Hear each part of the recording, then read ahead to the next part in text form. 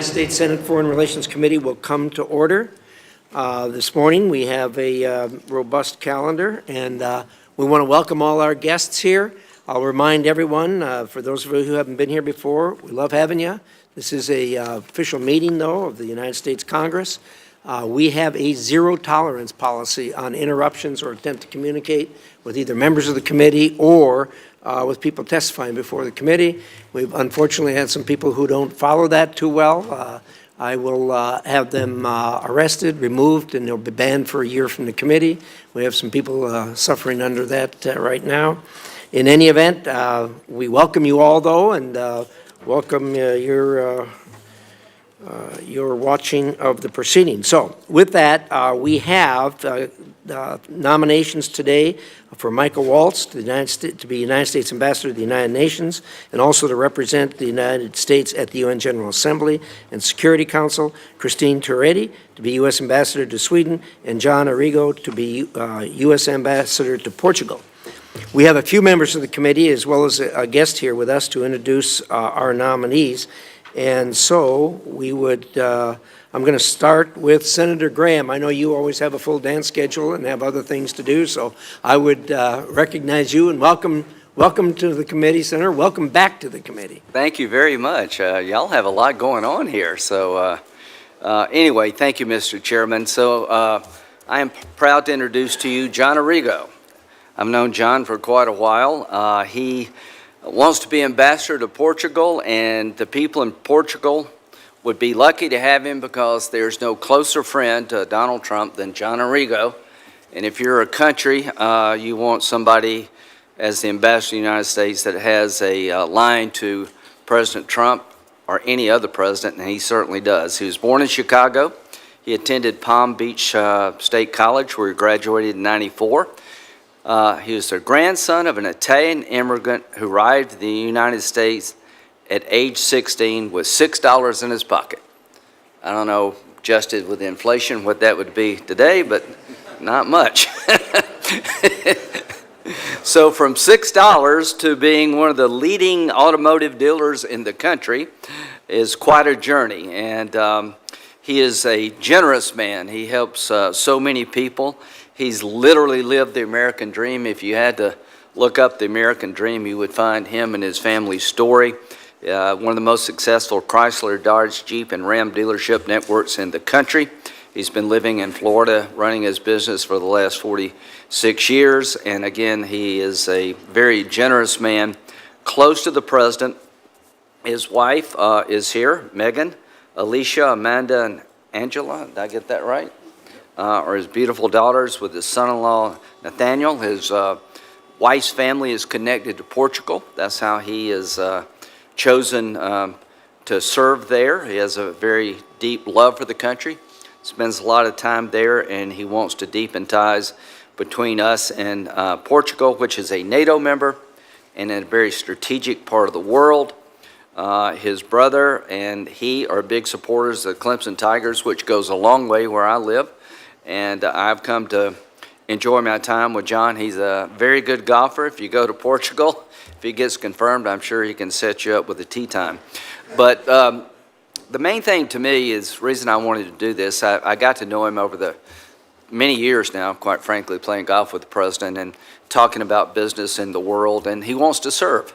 A man that came to this country with 16 bucks in his pocket has done extraordinarily well. He wants to give back, and I think this is a great way for the Arrigo family to give back to America. So I recommend his nomination, and thank you, Mr. Chairman, for having me.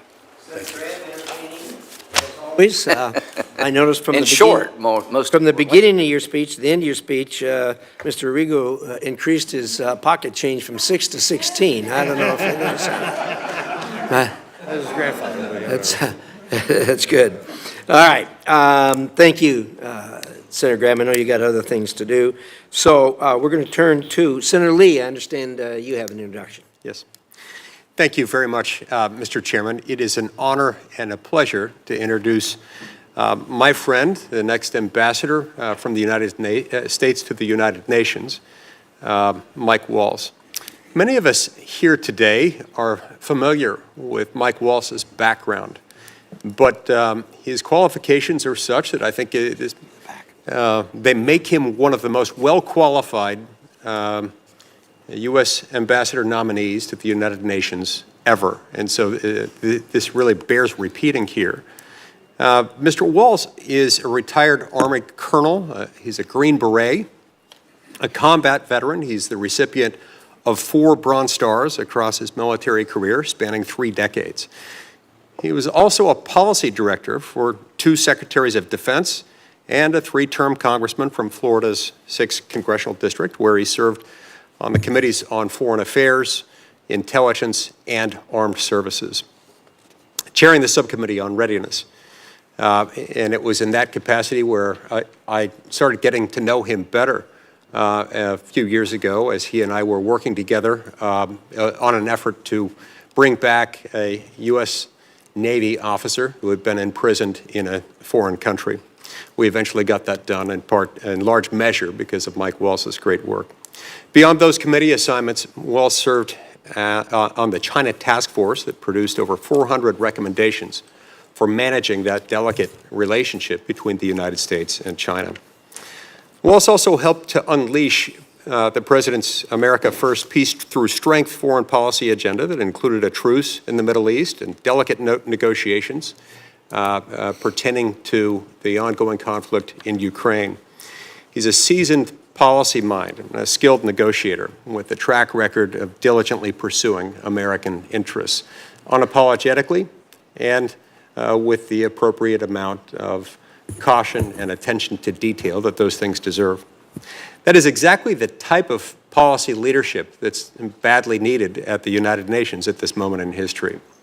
The U.S. right now, frankly, has some legitimate concerns about the UN.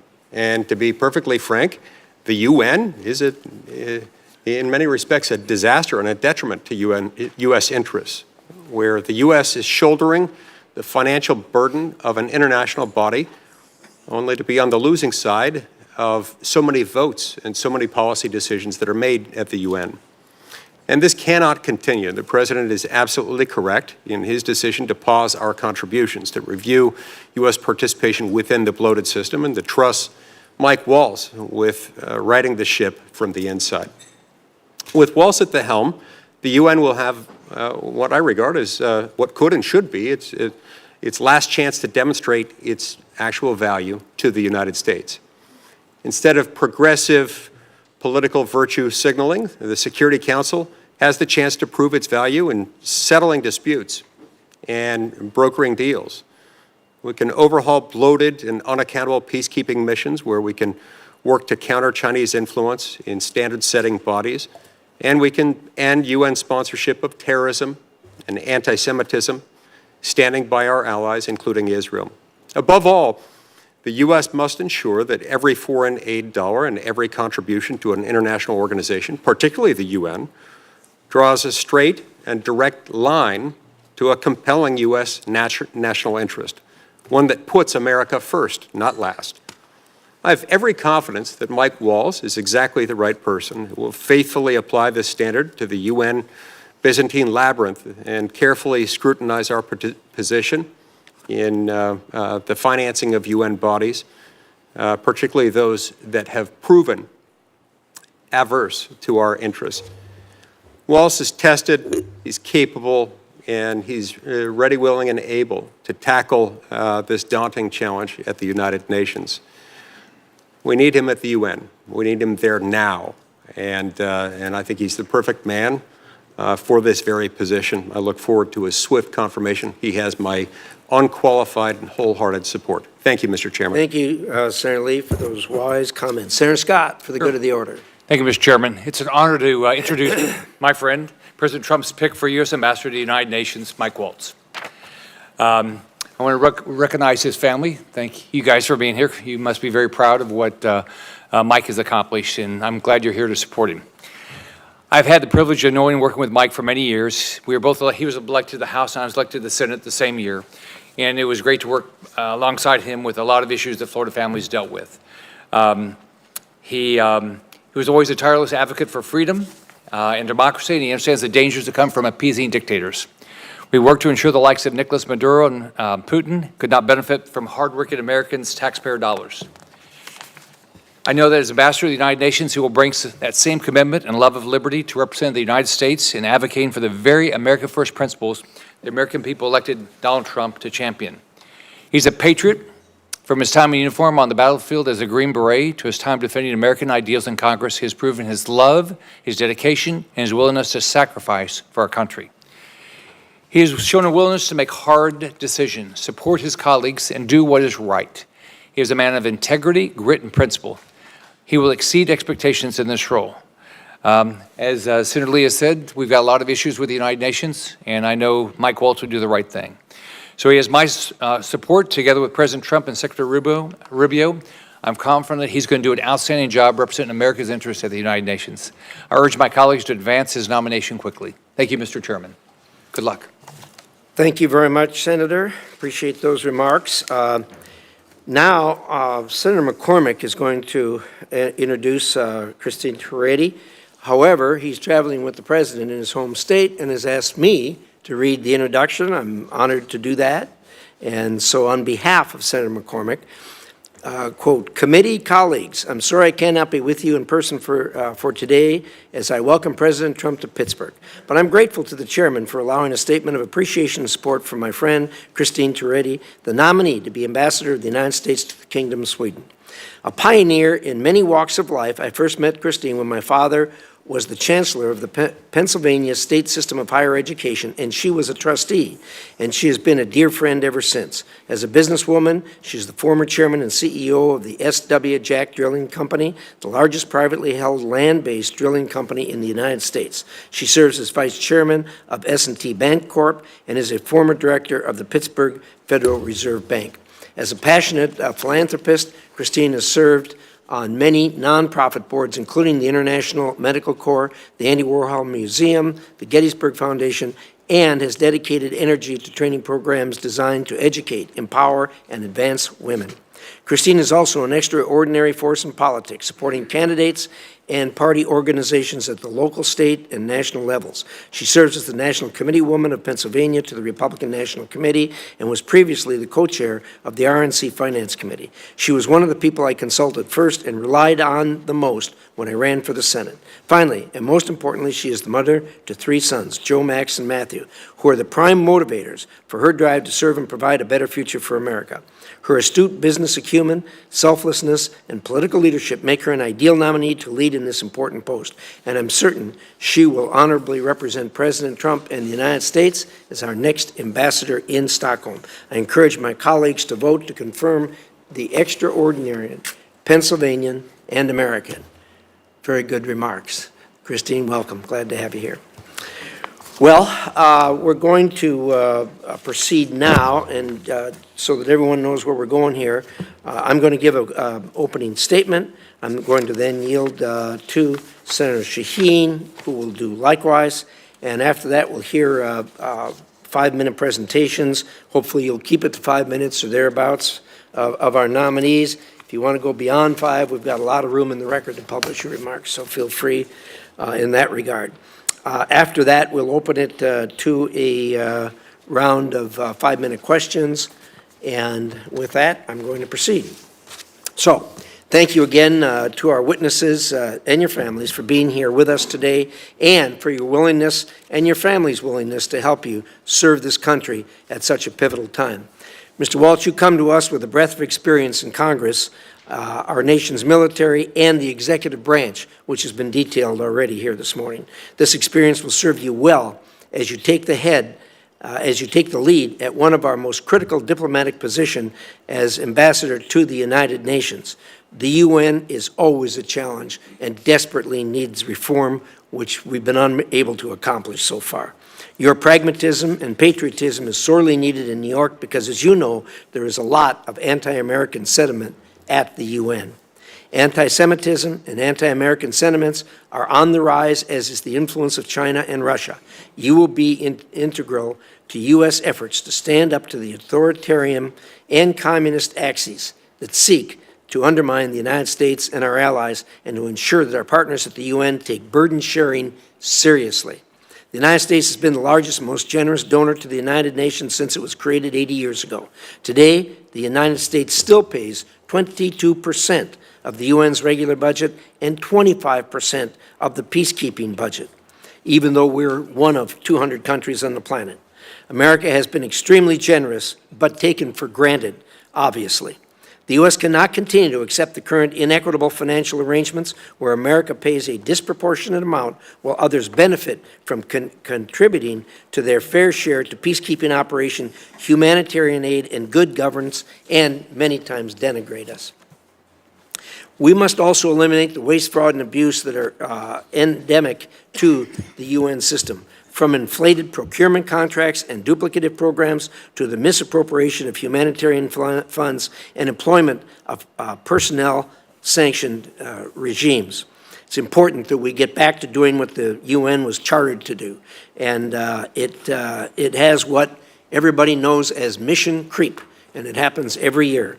The time has come to demand radical transparency and genuine reform that ensures every American dollar serves its intended purpose of making America stronger, safer, and more prosperous, and to return to the UN to its core and founding mandate of maintaining international peace and security. Mr. Waltz, I trust that you will work with President Trump to right the many wrongs that exist today at the United Nations. Ms. Toretti, the U.S.-Swedish relationship has been built on years of strong diplomatic engagement and security cooperation. Sweden's entry into NATO, something I worked hard on getting done, brought its highly capable armed forces and defense industrial base into the alliance and has made us stronger and safer. Sweden has always recognized its responsibility for its own defense, and now it is deepening its commitment to our shared security by committing to NATO's new pledge to spend 5% of its GDP on defense. It is important that we help further deepen that integration into our alliance alongside with our partners in Europe. This is a critical time as China and Russia are making designs on the Arctic and contesting areas of shared U.S.-Swedish interest. And as you know, Sweden is on the front line of dangerous developments in the Baltic Sea, from the sabotage of critical infrastructure to the reckless behavior of Russia's shadow oil fleet and increasingly provocative Russian military activity. And they sail merrily along. I look forward to hearing how you will help Sweden defend against these threats and advance all aspects of our relationship. Mr. Arrigo, Portugal is an important ally of the United States, and there are many opportunities for us to deepen cooperation. Portugal has made commitments to increase spending in support of NATO's defense, and the U.S. must remain committed to ensuring it reaches their goal. The U.S. must also work with Portugal to address the critical risks it faces from heavy Chinese investment. China is working with our adversaries to undermine America and our allies, most recently by its open commitment to support Russia's war against Ukraine. European allies, like Portugal, must recognize the threats posed by China and address them accordingly. I hope you carry that message with you when you go to Portugal. With that, Senator Shaheen. Thank you, Mr. Chairman. Welcome to each of our nominees this morning, to your families and friends who are supporting you in this effort. Thank you for your willingness to serve, and in your case, Congressman Waltz, to continue to serve the country. Yesterday, the Senate Foreign Relations Committee minority released this report on China's growing influence at the expense of the United States. This report makes clear that this competition is one of our central geostrategic challenges. This is a competition that is deeply connected to our economy and to our lives here at home. Whether combating unfair trade practices and IP theft, or stopping the flow of fentanyl into our communities, or protecting Americans from spying and cyber attacks, or helping U.S. companies stay ahead in developing batteries, electric vehicles, and AI, the stakes are very high. The threat to our prosperity and security is real. But unfortunately, instead of strength and focus, we've seen this administration pull back on a global scale. As the administration fires thousands of highly specialized, nonpartisan experts and cuts America's diplomatic budget by 84%, China leads the world in diplomatic missions and is increasing its budget. And the situation at the United Nations is especially alarming. President Trump has said that the UN must return to its core mission of peace and security. But the administration is also proposing to slash U.S. contributions to the UN and eliminate the entire UN peacekeeping budget, increasing the likelihood that American soldiers will be sent into combat zones and making China the largest UN peacekeeping and financial contributor. The Chinese Communist Party must be very pleased at our efforts. They continue making long-term investments at the United Nations and international organizations, not only through contributions, but by placing more Chinese nationals in key roles. Mr. Waltz, I urge you to take this threat seriously. I know you do, because you've served on the China Commission. But if we walk away from international bodies like the UN, the result won't be reforms that advance American interests. The result will be that international bodies become increasingly dependent on China, whether it involves technology and AI standards, or global health, or trade deals, or documenting human rights abuses in Ukraine. China will be writing the rules. I don't think most Americans want to live in a world where the Chinese Communist Party is driving the agenda. There remains broad bipartisan agreement that American leadership on the global stage is essential, particularly as China's expanding footprint threatens our safety and prosperity. That's why Americans need a voice not only at the UN Security Council, but at the International Civil Aviation Organization, which ensures airspaces remain safe, at the World Food Program, which prevents famines and responds to crises, the Organization for the Prohibition of Chemical Weapons, which works to eliminate these dangerous weapons, and the International Atomic Energy Agency, which helps reduce the threat of nuclear war.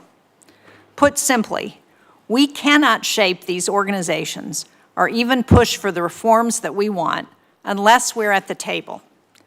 Mr. Waltz, if confirmed, I hope you will work with this committee to preserve America's ability to lead, to compete, and to shape the future on America's own terms.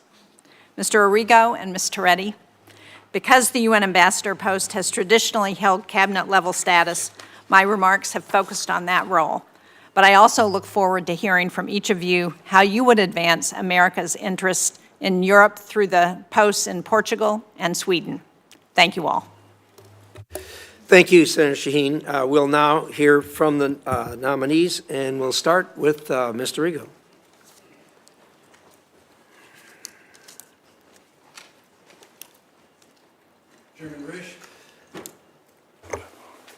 Chairman Risch, Ranking Member Shaheen, and members of the committee, thank you for the opportunity to appear before you today as President Trump's nominee to be the United States Ambassador to the Portuguese Republic.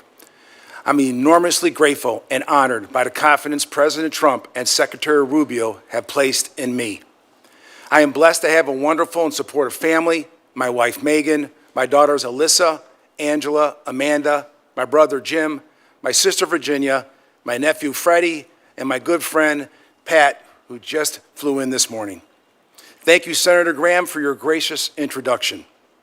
If confirmed, I pledge to serve my country honorably, to advance our core national interests, and to always put America first. I've been a successful entrepreneur and business leader for over 30 years. During this time, my experiences have given me deep expertise in managing teams, negotiating complex issues, and most of all, building relationships. I'm confident that my professional experience and business acumen delivered over 3 decades will enable me to represent and advance U.S. interests effectively and carry out the mission President Trump has entrusted to me. I am privileged to have this opportunity today, in large part due to my family, and particularly my beloved parents, Joseph and Frances Arrigo. My father was a visionary leader behind our family business, the Arrigo Automotive Group, which he established with my brother Jim, and that eventually became one of the top auto groups in the country. As a family business, we built our brand focused on our employees, our customer relationships, and not just the transaction, which are traits I will carry forward into this next chapter. My desire to serve as ambassador and advance our core national interests are born out of the recognition of how my family and I have been blessed by the privilege of being citizens of this great nation, and now I have the opportunity to give back to my country. If confirmed, I will use all the expertise I have developed to cultivate our relationship with Portugal and to make our nation stronger, safer, and more prosperous. Portugal is a founding member of NATO and the second country to recognize American independence. Nearly 1.5 million Portuguese Americans live in the United States, helping to generate a strong and vocal pro-American sentiment in Portugal and fostering close bonds of friendship. I've had the honor of visiting the Azores Islands for a wedding just a few years ago. I was particularly struck by the breathtaking natural beauty, the rich and diverse culinary traditions, and the warm hospitality of the Portuguese people. I was fascinated by the religious, cultural, and family values that resonate deep within my own Italian heritage. The U.S. has turned to Portugal for political and material support in many peacekeeping and peacemaking efforts throughout the years, and they have always been an enthusiastic supporter of U.S. and NATO operations around the world. Portugal's hosting of the U.S. Air Force 65th Air Base Group in Leges Field in the Azores provide a key logistics hub in the Mid-Atlantic, while providing critical support for aircraft, air crews, as well as communication services to U.S. and NATO allies. If confirmed, I promise to enhance this close historic relationship in several key areas. My first objective as ambassador will always be the safety and security of American citizens abroad. Tens of thousands of Americans call Portugal home, and 2.6 million Americans visited Portugal just last year, making the United States the third largest source of tourism in Portugal. Second, I will strengthen Portugal's contributions to NATO to ensure we can achieve peace in the region through strength. Although a trusted ally, Portugal still lags behind most NATO countries by only 2% reaching this year. As ambassador, I will work with Portugal to help increase defense spending with the Hague Defense Commitment of 5% and ensure Portugal does its fair share and contributes to more of Europe's security. Finally, I will advocate for expanding our commercial ties with Portugal and addressing the national security challenges posed by rivals like China. As the United States and Portugal's largest trading partner outside the EU, there is a significant potential to grow this economic relationship. I will also work closely with Portugal to address concerns about China's investment and influence in critical sectors and to ensure our protection of our mutual economic and national security interests. If confirmed, I will also work to balance our trade relations with eliminating the trade deficit of over $3.5 billion with Portugal by seeking more export opportunities for American businesses, emphasizing the fact that America is open for business. Mr. Chairman, distinguished members of the committee, thank you for the opportunity to testify here today. I look forward to answering your questions, and if confirmed, working closely with all of you to strengthen our relationship with Portugal and advance our core national interests. Thank you.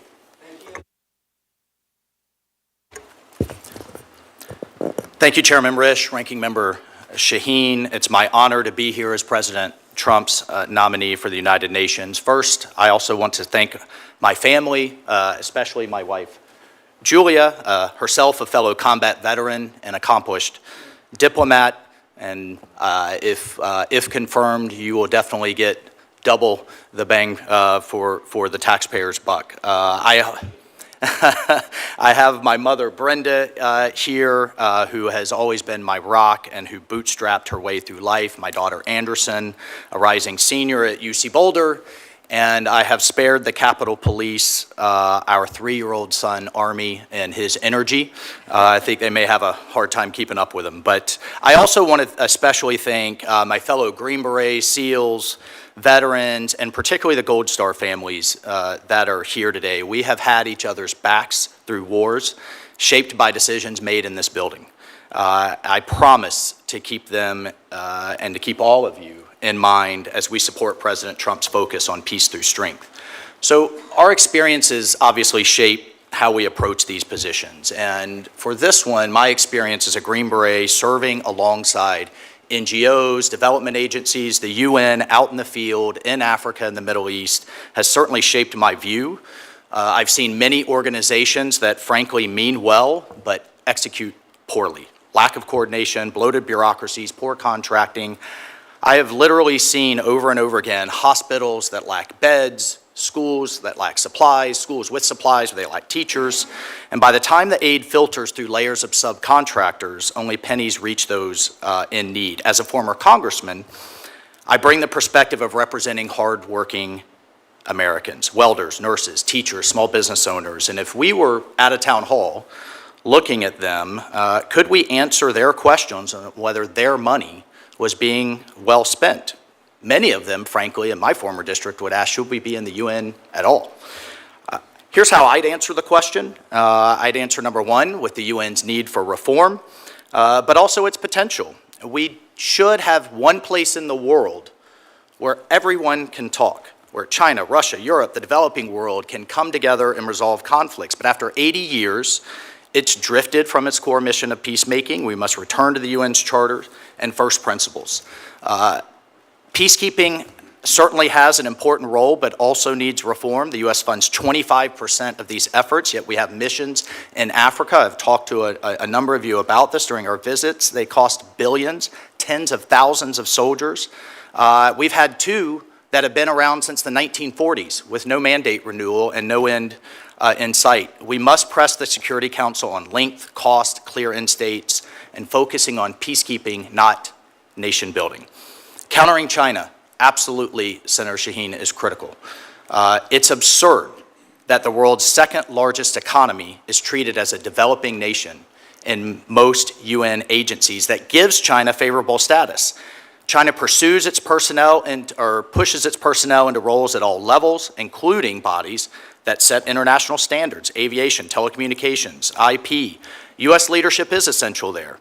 America must have a strong voice, and if confirmed, I'll work with Secretary Rubio to challenge this influence. We must also challenge pervasive anti-Semitism. From 2015 to 2023, the General Assembly passed 154 resolutions against Israel versus 71 against all other nations combined.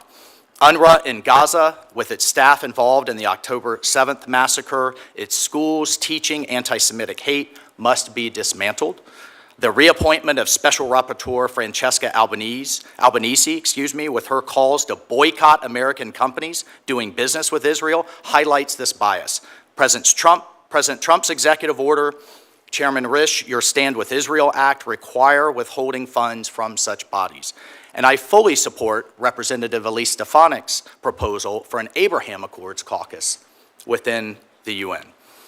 Regarding budget, the UN's revenue, overall revenue, has quadrupled in the last 20 years, yet I would argue we have not seen a quadrupling of world peace. It has not been commensurate. The U.S. pays more than 183 countries combined.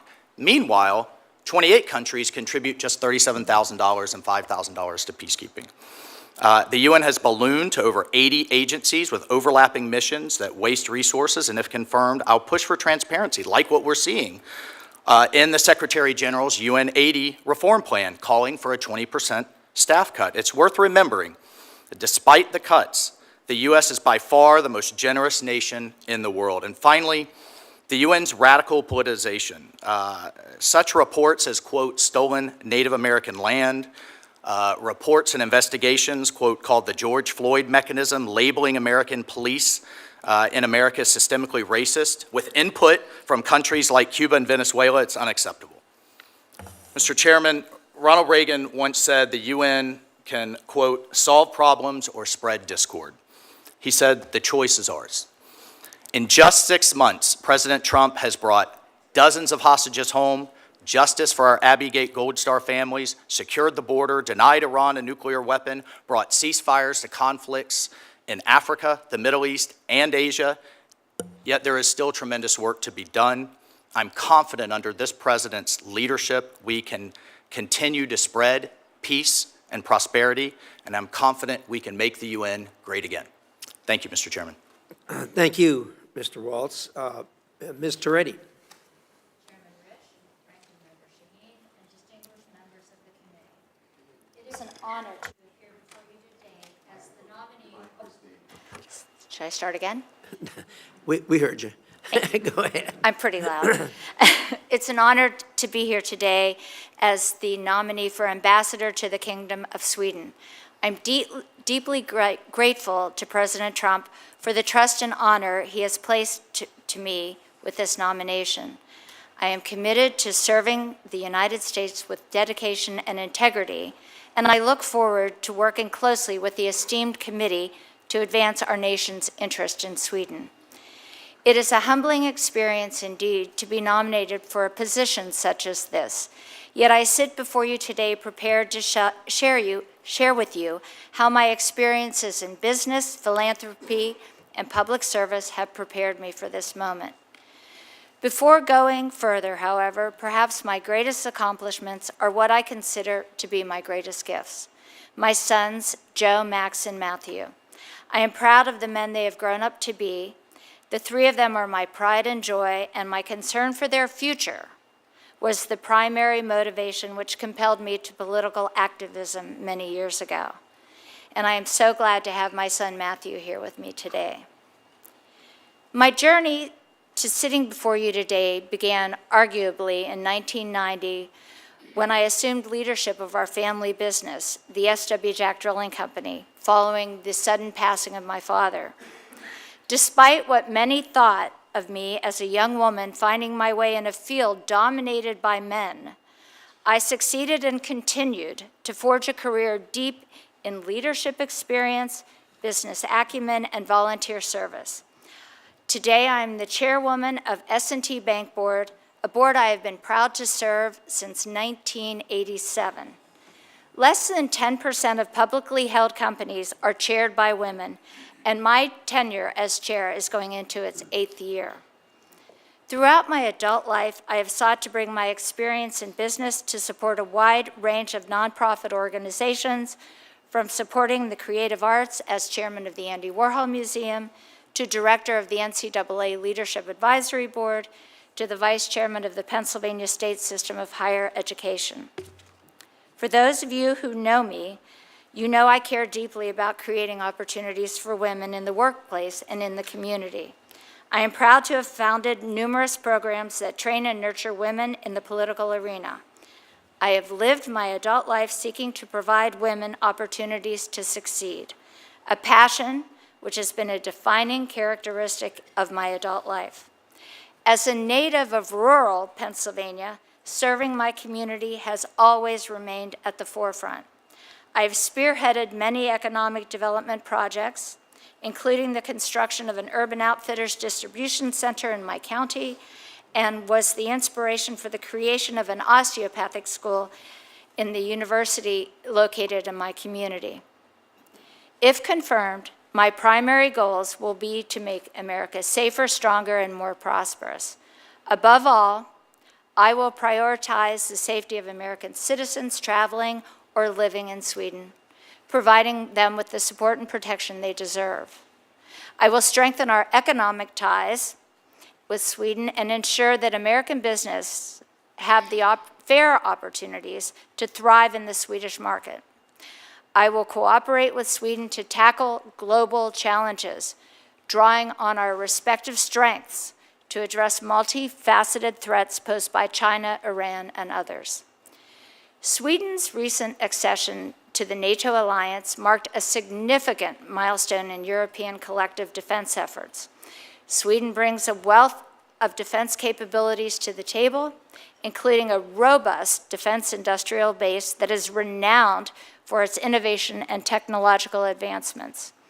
The expertise in advancing military technologies and experience operating in harsh environments will enhance our ability to respond to emerging threats. If confirmed, I will work closely with our Swedish counterparts to ensure that our defense cooperation grows even stronger. Economic priorities will also be at the forefront of my agenda, and if confirmed, I will seek to close the trade deficit between our two nations and deliver President Trump's America First foreign policy. By promoting American exports and encouraging Swedish investment in the United States, I will encourage collaboration between America and Swedish businesses, researchers, and entrepreneurs, ensuring that both of our nations benefit from the advancements in cutting-edge fields. I also want to recognize the role Sweden played in America's growth. Today, over 3.3 million Americans trace their family roots to Sweden. Swedish Americans have made significant contributions to our cultural, economic, and social fabric. They have enriched our society and fostered a deep understanding and appreciation of Swedish culture. These bonds, along with ties forged through trade, travel, and defense, contribute to a unique, vibrant, and growing relationship. In conclusion, I am honored to have the opportunity to serve as the United States Ambassador to Sweden. If confirmed, I am committed to advancing our nation's interests, strengthening our bilateral relationship, and serving the American people. Thank you for your time and consideration, and I welcome your questions. Thank you very much. Appreciate that. We'll now do a round of 5-minute questions. I'm going to start with myself. Mr. Waltz, thank you for those remarks. Really impressive.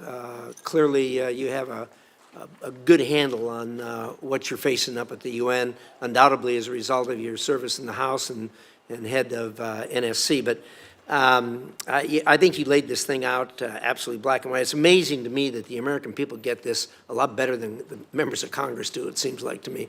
We've had some towns in Idaho that for many years had a sign outside that said Kiwanis meets at such and such a time, and this group meets at such and such a time, UN-free zone. And they got it.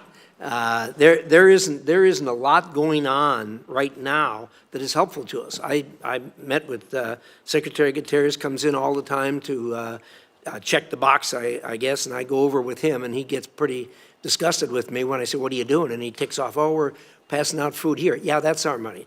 "What else you doing?" "Well, we're keeping peace." "Well, yeah, that's our money." And you go along and say, look, let's go back to the founding document that talks about keeping countries from trying to overrun other countries. What are you doing there? You can't even pass a resolution condemning what Russia has done. What good are you? We're spending all this money. What are we getting for it? You know, and then, of course, when you get things as atrocious as the fact that taxpayer money, there were people who who went with Hamas, members of Hamas, that invaded Israel and murdered people and took hostages that were on the payroll of UNRWA, which is on the payroll of the UN, which is on the payroll of United States taxpayers. I mean, it's just outrageous. You got a heavy lift there, and of course, we all know what China's doing with their penetration. Your thoughts? Well, thank you, Mr. Chairman. I appreciate that. I share your concerns. The President, Secretary Rubio share your concerns, and these are the concerns of our constituents. How are we going to be great stewards, the best stewards we possibly can be of their money, their hard-earned money? There's a number of reviews underway and that have been underway to take a good look at that, and how do we get the UN back to basics? There is good and meaningful work to be done. And I would be honored, if confirmed, to go represent the United States there. We have the snapback sanctions with Iran that Germany just invoked as part of the JCPOA because of Iran's violations of its obligations under the Nuclear Proliferation Treaty. Of course, we have the bold opening that the president announced in his trip to the Middle East and led in the opportunity in Syria that we have to watch very closely, but we have a number of sanctions that we need to lift there in order to realize those opportunities that many in the region are looking forward to engaging on. And I have to tell you, person after person, official after official said, can we get some leadership up there to roll those sanctions back that the president has now done under his executive order so that we can prevent Syria from devolving back into chaos. Of course, we have a number of peacekeeping missions that all too often these mandate renewals, which typically happen every year, I mentioned two that are just open-ended that have never happened. Those are opportunities to get better results, frankly, and to question those things that I laid out. How long, how much, what are we going to accomplish? And then, of course, we have the General Assembly, the world leaders assembling this September. So if confirmed, there is a lot of work to be done. I do think there's some goodness to be done, but it must come on the back of major reform. And I've sat in many House hearings where we've talked about reform, we don't see it implemented. I think under this president's leadership and under this secretary's leadership, it's time to get to work. Good thoughts. I have, well, Mr. Rigo, I'll take a quick run at you. You know, people in America seem to have a pretty good view of Portugal. We've had good relationship with them. They appear to be a good friend. They got a couple of soft spots, obviously. Number one, China's got the deepest penetration of Portugal than any country in Europe. And the second thing is they can't even get to the 2%, let alone the 5% that we're demanding now. You're going to have to get them there and hopefully bring them to their senses in dealing with China. Your thoughts? Thank you very much for that very important question, and you are exactly right. They have been, over decades, they've been down at the bottom, 25 out of 32 that or lower in defense spending. It would be my job to see if we could sit down and come to the table with the military modernization that they need so desperately. The F-16 fleet is quite aging, and I think the F-35 program would be one of my top priorities. I believe if we could sit down and come to an agreement there, that would push them right to the top and then over on their way to the 5%. When it comes to China's involvement, you're right. I've noticed as a private citizen, I've done some reading where is it right to have some of the largest companies in China be owning some of the energy companies in Portugal? Is it right to have construction companies owning some of the largest, CCP companies owning some of the largest construction companies in Portugal? That probably would need to be discussed. So if confirmed, I would like to sit and discuss all the threats that we have between the energy sector, the construction, and the defense spending with Portugal to get them to do their fair share. Thank you. Senator Shaheen. Thank you, Mr. Chairman. Excuse me. Mr. Waltz, these last few months have illustrated how China is all too eager to take advantage of our disengagement at the UN and around the world. And while we may not all like what some UN institutions do, if we aren't at the table, we can't influence the agenda. So do you agree that if confirmed, a central responsibility of your role at the UN will be to ensure that the United States is present, able, and willing to counter the PRC's growing influence at the UN? Thank you, Senator Shaheen. I appreciate the question. I agree it's absolutely critical. And if confirmed, yes, I agree. I will take just a second to point out, under the first Trump administration, under the 2018 National Security Strategy, he really led the pivot, which I think pivoted the entire national security apparatus in Washington, D.C., away from the Middle East, away from counterterrorism, not as a zero sum, but to focus on the near-peer threat. that China absolutely is. And then just in this administration, Secretary Rubio's first trip was down to Panama to address what we've all heard, hearing after hearing, an encroachment on the Panama Canal, a strategic waterway. Panama is now the first Latin American country in decades to back away from the Belt and Road Initiative. The malicious behavior, but also the potential of the Chinese Communist Party, the malicious behavior, the potential of the relationship, I should say, will be top of mind for me. I know it is for the Secretary and the President. I agree with you, Congressman. That's why I find it so puzzling that there's been no coherent strategy for how to address China within this administration. There's no consistent messaging. If you look at where China is moving in, where the United States has moved out, within days of our shutting down of USAID and foreign assistance programs, China was already labeling the United States as an unreliable partner. Within months, China has moved in to so many of those foreign assistance programs that have been shut down, that had been operating for years to provide a role for the United States and so much of the world.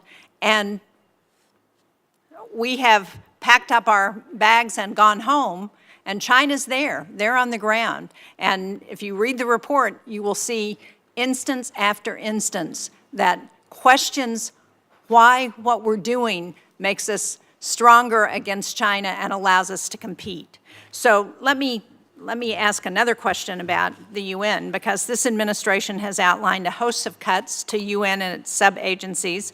It makes no secret of its disdain for multilateral institutions, but I haven't seen a plan from the administration on how it intends to push back against the PRC's influence. So can you describe how you think we should be doing that? Thank you, Senator Shaheen. And just a few points to address there.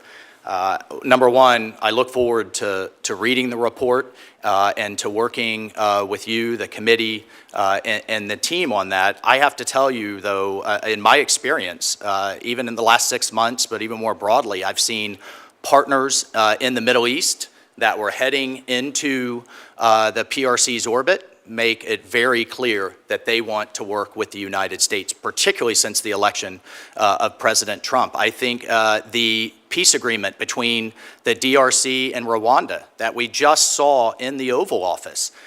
China has had all kinds of activities across Africa, but they've also heavily polluted, bring in their own labor, often engage in certain types of corruption. As we have a race for national resources to power the economies of the future, I think that was an incredible moment. And from the president's perspective, I feel confident in saying that he sees the power of our markets, he sees the power of our economy, he sees AI and energy and other things that we need to unleash in the future.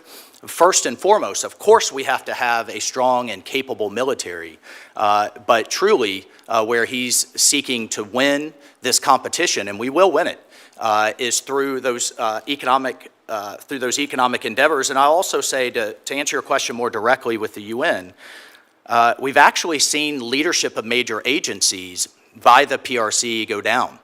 This was an initiative started in the first Trump administration. There's an office now in the State Department International Organizations. It's very focused on these races. They've gone from 4 to 1. But I take your point. They're also pushing their folks at the mid and lower levels, and we need to compete in that space. Well, thank you. I appreciate that. Can I just, I'm a little over time, but I'd like to hear your thoughts on what the UN's role in Syria should be as we're looking at, I think the Trump administration has taken important steps to removing barriers around the sanctions that have been a problem for Syria moving forward. So what should the UN's role be there? Thank you, Senator. It's something that Secretary Rubio in particular, but the entire administration has looked very closely at. I mean, since we had the fall of the Assad regime during the transition, I actually think it was a bit of a good news bipartisan story on how everyone worked together to make what has been a bold step in the president lifting sanctions. So to answer your question directly, first and foremost, if confirmed, is to work with our allies and partners. We have literally years and layers of sanctions that were intended for the Assad regime, counter-Iranian influence, and as the Saudis, the Emiratis, our Gulf Arab allies, the Turks in particular, under the leadership of Ambassador Tom Barrack, I think there's tremendous opportunity there, but we have a moment. It almost reminds me of kind of the post-Libya phase, where we have a moment that we can seize, or if Syria devolves into chaos, I think it could pull the region with it. But right now, it's a moment of opportunity, and I hope to complement both Special Envoy Witkoff, Secretary Rubio, Ambassador Barrack, and others with our efforts up in the UN. Well, hopefully we'll do better in Syria than we did in Libya. Thank you, Mr. Chairman. Amen to that. Senator Shaheen, thank you for that. And Senator Waltz, thank you for your focus on both Syria and Lebanon are really, I think most people, if not everybody on this committee, really views that this is a critical moment and an opportunity. Obviously, there's problems. There's a history there that bears watching. But whenever we engage in these things, the people there got to want it more than we do. And we see that in dealing with both the Lebanese and the Syrians. We hope it can come to fruition. It bears watching, but we'll appreciate your strong hand on the tiller there. So with that, Senator Ricketts is yielding to Senator Haggerty for now. Thank you. Thank you, Mr. Chairman. Thank you, Senator Ricketts, for the time accommodation. And to each of you, I want to congratulate you for your nomination to represent the greatest country in the world. You're going to have a wonderful and exceptional experience should you be confirmed. No surprise, we live in a very challenging and dangerous world right now. And it's only going to be through the talents and the sacrifices of you and your families that we're going to be able to ensure America's prosperity and America's security in the world. So thank you for your willingness to serve. I'm going to turn my attention, no surprise, to you, Mr. Waltz. You're getting ready to take on a very critical role at a place that was founded on some very fundamental principles. You think about the principles of the UN and its founding: freedom, peace, human rights. Those are the founding documents. That was in the Charter of the United Nations. Today, what we see happening at the UN is far divorced from those founding principles. Instead, what we find is an overly politicized organization, one that tends to criticize and work against the interest of the United States and its allies, and frankly, one that actually supports authoritarian regimes in many cases, advancing their interest over those of the United States. As our chairman mentioned, we're the largest donor. The United States is the largest donor to the UN. Yet, at the same time, we're not getting the type of results we see. And I'm going to cite the example that you brought up, Chairman Risch. What happened on October the 7th? That was an absolute disgrace when we found out that people on the United Nations payroll were actually involved in the Hamas attack. Yet what happens from senior leaders at the UN? They use every opportunity they possibly can to criticize Israel. Yet at the same time, they diminish the role of their own personnel in those attacks. It's absolutely shocking to me. And what I'd like to hear from you, Mr. Waltz, is what are, a two-part question actually, what are the most important challenges you see at the UN that we face as a nation, that the United States faces at the UN? And then two, what is your intention to address those challenges? Thank you, Senator, and I certainly share those views. I think first and foremost is we need to drive reform. As I've shared with a number of you during our office visits, I understand there is concern about the president's budget request, but I see it also as a moment of opportunity. If you look at when reform has actually happened, not talked about, not the rhetoric, it is when the United States has said, you know what, we need to actually see things before the U.S. taxpayer continues to write checks. We saw it in the late 1990s with led by Senator Jesse Helms that turned into the Helms-Biden legislation. We saw it in the early 90s, and that resulted in at least something approximating an inspector general, although I think we still need a heck of a lot more reform in that regard. So We need those reforms to continue forward. I do not think Secretary General Gutierrez would have his UN 80 plan already on the table if he didn't take President Trump very seriously and Secretary Rubio very seriously. And, you know, if we're looking at cutting 20% of their staff, Senator, there's over 20,000 staff just in the Secretariat. And these are in pretty expensive places like Geneva, Vienna, Rome, New York. They need to be closer to the field, and I think they need to be a lot more efficient. And I mentioned the things that are pending in terms of Syria, Lebanon, Iran, and what have you, and certainly our counter-China efforts. Those will all be top of mind. Well, I appreciate your focus on what is obviously a bloated organization, one that's missing the mark at every turn and frankly has been misguided in so many directions. I'd like to pick up on a particular point that the ranking member raised, and that has to do with China and its malign influence there at the United Nations. What I've seen China do is essentially weaponize the UN in certain instances to be able to advance their own ambitions, to be able to do this, frankly, at the expense of United States interests. And again, I'd like to hear what your thoughts are in terms of what you might do to specifically address China's malign influence and make certain that the United States interests are held in priority.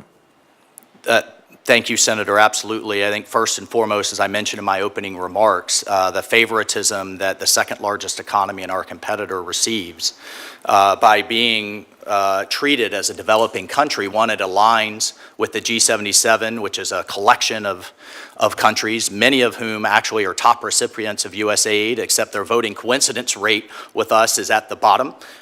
Two, for example, the World Bank classifies China as an upper middle-income country for the past 15 years.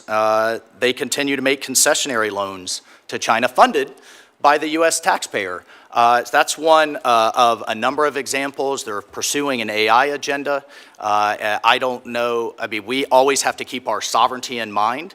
I think that's a place where we can engage, and we certainly need to block and tackle in these forums. Well, we look forward to working with you, and I want to thank Senator Ricketts for allowing me to move forward in time. Thank you, Mr. Chairman. Thank you, Senator Hagerty. Senator Merkley. Well, thank you very much, Mr. Chair, and it's a pleasure to have you all here. And certainly, the United Nations is a chance to be surrounded by diplomats from other nations to enhance the conversation about challenging world circumstances. So it's a critical part of our foreign policy efforts. I wanted to mention a couple different issues.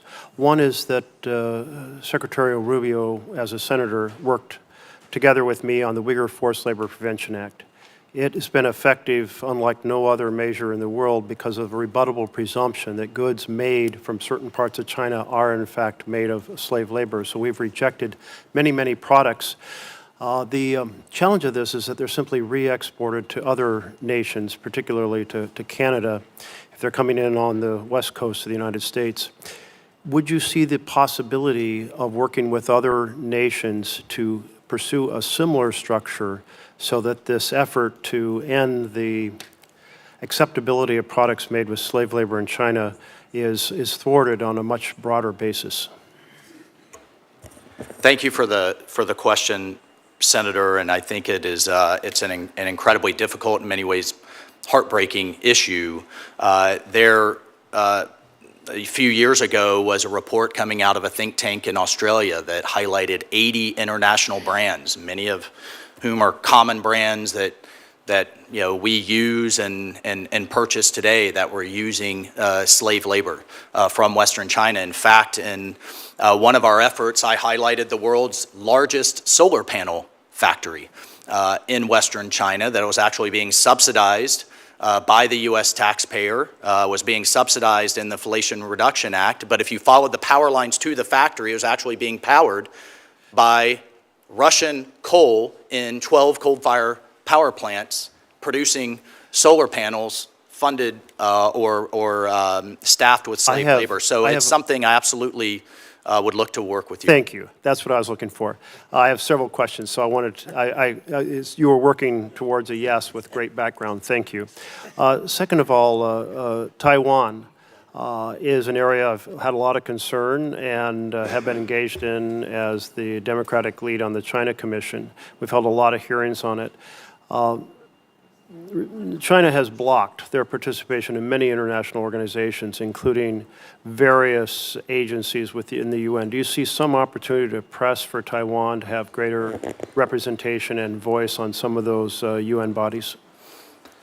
Senator, I support, the United States supports Taiwan's meaningful participation in international organizations. As you know, we have longstanding One China policy. It's governed by the Taiwan Relations Act, the 3 communiques, and the 6 assurances. And unless directed otherwise, that is the policy I will execute if confirmed as ambassador to the UN. Thank you. And I do think even apart from the UN, there's other international bodies that we could advocate for Taiwan to have a voice in. And it would be a well-received indirect message of our support for Taiwan on the broader issues of security. Turning to Iran, a week ago, the president said, I'll tell you that in my view, I hope it's over. I think Iran wants to meet. I think they want to make peace, and I'm all for it. It seems like there's a win-win opportunity here. Iran has said it doesn't want to pursue a nuclear weapon, and our intelligence has confirmed that. In the past, they've accepted very steep limits on enrichment, just at 3.67%, well below the 90%. And there's a deep weariness over the very stagnant economy in Iran that really has not served the aspirations of the Iranian people. So there is a framework and a possibility for an enduring peace in which Iran is nuclear weapon free. We guarantee that there's no plutonium path, uranium path, or surreptitious path, covert path, that they stop supporting militias through the arc that extends clear to Syria and Lebanon, and that there's a more prosperous economy so the Iranian people return to being kind of full members of the international community. You mentioned that Germany, but also United Kingdom and France have all said they're going to snap back on JCPOA. Can you use, or will you work to utilize your role at the United Nations to find this win-win solution to the situation with Iran? Yep. Thank you, Senator. And when I, just to clarify, when I mentioned Germany, my understanding is Germany is actually, as part of the E3, has actually triggered the mechanism. As you know, there is a multi-week cure period and then another 30-day period before the snapback provisions expire on October 18th. So if confirmed, yes, I would fully engage in that process and have been working with our allies, as has Special Envoy Witkoff and Secretary Rubio. To Iran, I mean, first and foremost, I think we need to recognize and thank our amazing B-2 pilots, everything and everyone that worked with them, from maintainers, refuelers, to the intelligence community, to make sure Iran can never have a nuclear weapon, which the president has been clear on his goal for quite some time. In terms of negotiations, the president has made it very clear that he hopes for a better future for the Iranian people. I think we all do. And we engaged in diplomacy, working with our partners in Oman, but we also made it very clear that they could not have a domestic enrichment capability. If they want to have a 1-2-3 agreement like our allies in the UAE, if they want to buy material, if they want to have a civil program, I think that's again, until directed otherwise, that is absolutely on the table. So this is a moment with Syria, with Lebanon, with the Abraham Accords, that I think we could see prosperity, but the regime has to make a decision to move away from its desire to have a nuclear weapon. Thank you. My time is out. Thank you. Thank you, Senator. Thank you much, Mr. Waltz. You're correct. The problem is not with the Iranian people. The problem's with the Iranian regime. We wish they could move away from that. In any event, Senator Ricketts, you're up. Great. Thank you, Mr. Chairman. Thank you to all of our nominees, and congratulations on your nomination, and thank you for your willingness to serve our great nation. Mr. Waltz, I'm just going to go pick up with where Senator Merkley left off. You mentioned that Germany has triggered the snapback sanctions.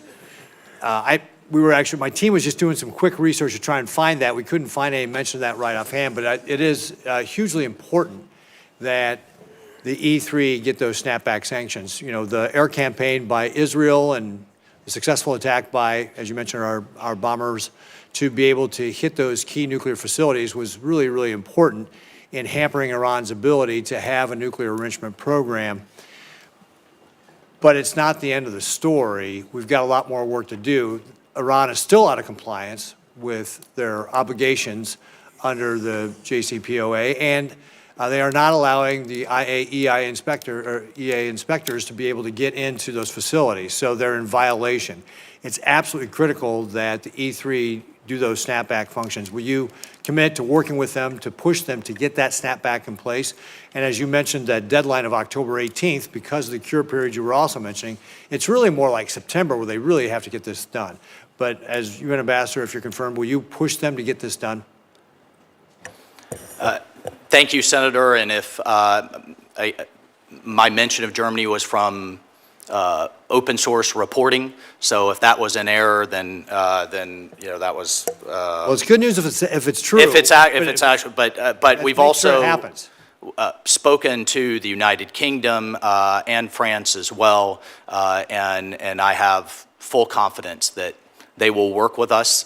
We've had these conversations literally through the transition and over the last 6 months. The second executive order the president signed was to reinstitute maximum pressure on Iran, but you raise a fantastic point in that we need to get those inspectors back in there with the IAEA, and it is obviously notable that the June report from the IAEA was the first censure of Iran for its non-compliance in quite a long time. And one of the things Iran always says is they want this program for peaceful means, yet there's no reason they need to have an enrichment program to have a civilian nuclear program. 23 other nations are doing it without having enrichment facilities. We need to continue to push that the only way we can guarantee they cannot get a nuclear weapon is if they do not have an enrichment facilities. Would you agree? I would, as both the president and the secretary have said, Senator, and I think the most amazing aspect of this episode was that the president truly sought diplomacy first.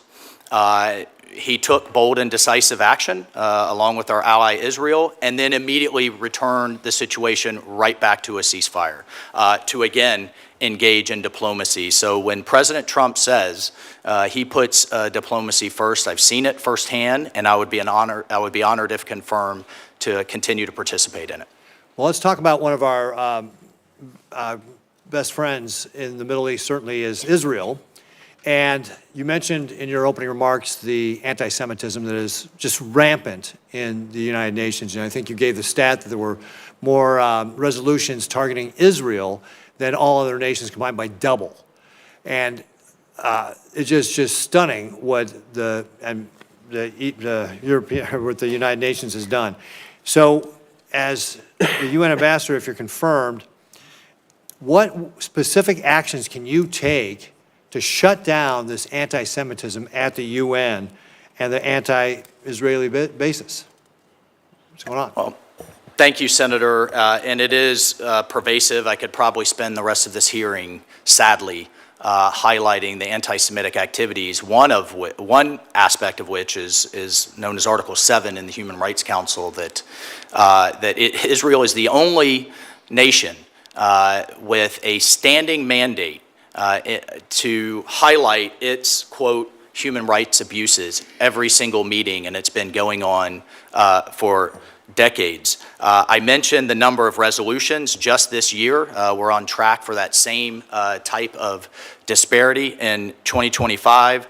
I support the Secretary's call for sanctions on the Special Rapporteur, Francesca Albanese. I think she is the poster child for anti-Semitism in the UN. And I think we have to take a step back and address and work with both Israel and work with our allies on why this continues to happen. I understand the humanitarian crisis in Gaza, but I will say over and over again, if Hamas would lay down their arms, if they would surrender, if they would stop sacrificing their own people, the fighting would stop today. And I am confident in working with Israel in that regard.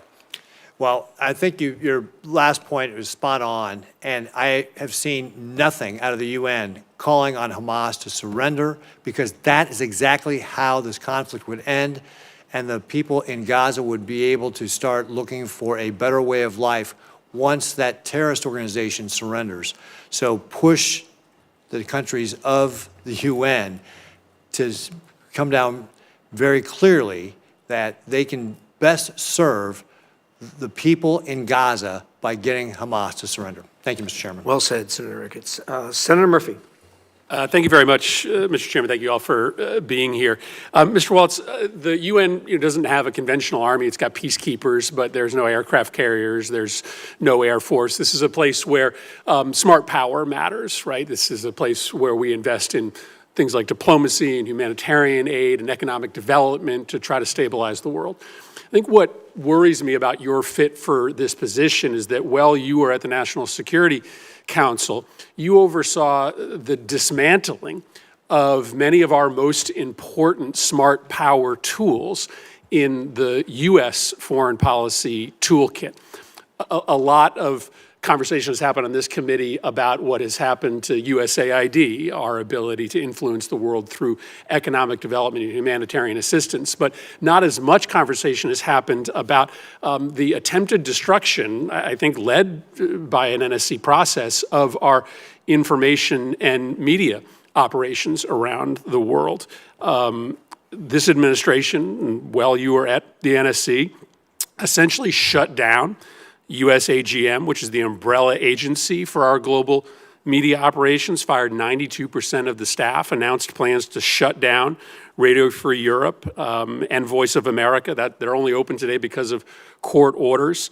The administration does not support the Global Engagement Center, which is also now shut down, which was the State Department's ability to try to work with partners around the world to counter Chinese propaganda and Russian propaganda. I mean, listen, we were already having circles run around us by Russia and by China predominantly, even before the administration went forward with this essential destruction of our existing information and counter-propaganda capacity. So maybe just share with me, while you were National Security Advisor, why did you believe that it advanced U.S. national security interests to shut down our most important agencies that try to win the information war, which is a war that, whether we like it or not, exists in this world, and we're not fighting it today while our adversaries are? Well, thank you for the question, and I think we're in violent agreement that we have to win the information war. We may have a disagreement on the best way to do that. What we did not see were the metrics or the actual results. As you mentioned, we have we're getting, in many ways outpaced in the information space. Yet for decades, we've had these entities that have become expensive and have become quite bloated. I think the best way to block and tackle our adversaries abroad is through our amazing private sector, through innovation, through what we're seeing in our leadership role in AI and in other spaces. And so as the president, as the secretary looked across the interagency and those entities, they made those decisions. But the private sector isn't going to fight Russian and Chinese propaganda around the world, right? I mean, that has to be an essential function of U.S. national security policy, correct? Well, what they are going to do is show the power of free markets, the power of entrepreneurship, and show really the power of the U.S. In terms of a free society and with our values. We're going to rely on frankly, but I think we're actually Disney? I think we're actually more aligned than what you think. And what we were looking at is the actual effectiveness. It's the tool that we questioned, and then the president, the secretary, made a decision to reallocate resources. Listen, I hope the administration does rethink this. If they've got a better idea on how to try to project power in the information space, then I think we're all willing to hear it. But right now, we're taking ourselves off the playing field. You were very involved in the offensive operations in Yemen. As you saw in this last week, the Houthis have restarted attacks on the shipping lanes, to very devastating attacks. Throughout the last 2 months, they have been continuing to take offensive operations against against Israel. Doesn't look like we did much to really fundamentally change the battle space there. They still have pretty robust offensive capabilities to target shipping lanes and to target our friends. We spent, looks like around $1 billion, depleted a lot of our ammunition stocks. How do you look at that operation in retrospect, knowing that as we sit here today, the Houthis have once again begun attacks in the Red Sea? Well, thank you, Senator, for the question. I think we also have to look at it in the context of, from the figures that I've seen, a 20 to 30% increase in shipping through the Red Sea, an increase in revenues through the Suez Canal, and what we do not have are our warships being used as target practice by the Houthis, is what, frankly, we had in the last administration. Now, do we need to work to make sure that's enduring? Perhaps the Houthi leadership hasn't fully gotten the message, but I would defer to Secretary Rubio, Secretary Hegseth, and the President on the way forward there. Thank you, Mr. Chairman. Thank you, Senator Murphy. Senator Barrasso. Thanks so much, Mr. Chairman. Well, congratulations to all three of you. Mr. Waltz, thanks so much for coming to my office yesterday, and I enjoyed the discussion. I know you're going to do a terrific job representing our nation's interests at the United Nations. We are the largest financial contributor to the U.S. We've contributed, $13 billion to the United Nations the last fiscal year. As the U.S. ambassador to the UN, you're going to need to closely examine how American taxpayer funding is being used by so many of these international programs. Can you talk about your commitment to reviewing every dollar going to the UN to ensure that our taxpayer dollars is being used wisely? And I mean, if I recall, you had a list yesterday of just some amazing places that I think taxpayers would be really offended to see that their taxpayer dollars were going to through the United Nations. Could you share some of that information with us? Thank you, Senator, and I always appreciate our time together. One of the kind of the main thrusts of the UN, particularly over the last, I'd say, couple of decades, has been on climate and focus on climate change and a number of initiatives. And setting aside the debate on climate, if you just look at the organizations amongst the 80 various specialized agencies, core programs, and funds, you have the UN Environment Program, the UN Convention to Combat Desertification, the International Union for Conservation of Nature, the Secretariat of the Pacific Regional Environmental Program, the Global Environment Facility, the Commission for Environmental Cooperation, the Montreal Protocol, and then you have other agencies like the Global Fund for HIV, Tuberculosis, and Malaria. Okay, but it has as its core mission, one of its core missions, not necessarily those things, but climate change is the largest global health challenge in the 21st century. And just to further, I mean, I have a page here, Mr. Chairman, or I have a list of pages, 455 of international organizations that we contribute some type of funding towards, and just let's put those in the record. A few of them, the Pacific Salmon Commission, the Pacific Islands Forum Fishery Agency, the Pan-African Postal Union, the Pan-American Health Organization, the Pan-American Institute on Geography and History, the International Lithosphere Program. I mean, so these are the, again, this is, it's quite a list. And this is tens of thousands to hundreds of thousands to 7 to 8 figures to millions that are going to these organizations. And I think it is incumbent on this administration to say, what's it doing? Is it making us safer, stronger, and more prosperous? And are we getting a bang for our buck? A couple other questions, because the thing I hear about at home in Wyoming is American sovereignty and what the United Nations is trying to do and undermining us. How are you going to work to preserve and to protect American sovereignty within the UN? Thank you, Senator, and I have to say America's sovereignty will always be first and foremost as we engage all of these international organizations. I think we need to weigh the pros and cons of which organizations we engage, and I think that will be a robust discussion with this committee and with the administration. But to the extent that we do, our sovereignty, our people, our bosses will be first and foremost and top of mind. I think this came up in both the introduction, a good introduction by Senator Lee, as well as Senator Scott, and in your opening remarks. The fact that the Palestinian Authority has repeatedly sought to use the United Nations as a platform to declare statehood and to downgrade the status of Israel. Will you commit to using the American veto to block these one-sided anti-Israel resolutions at the UN Security Council?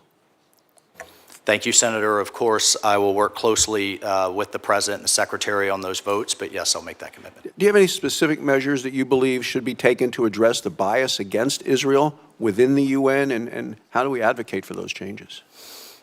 Well, first and foremost has to be UNRWA.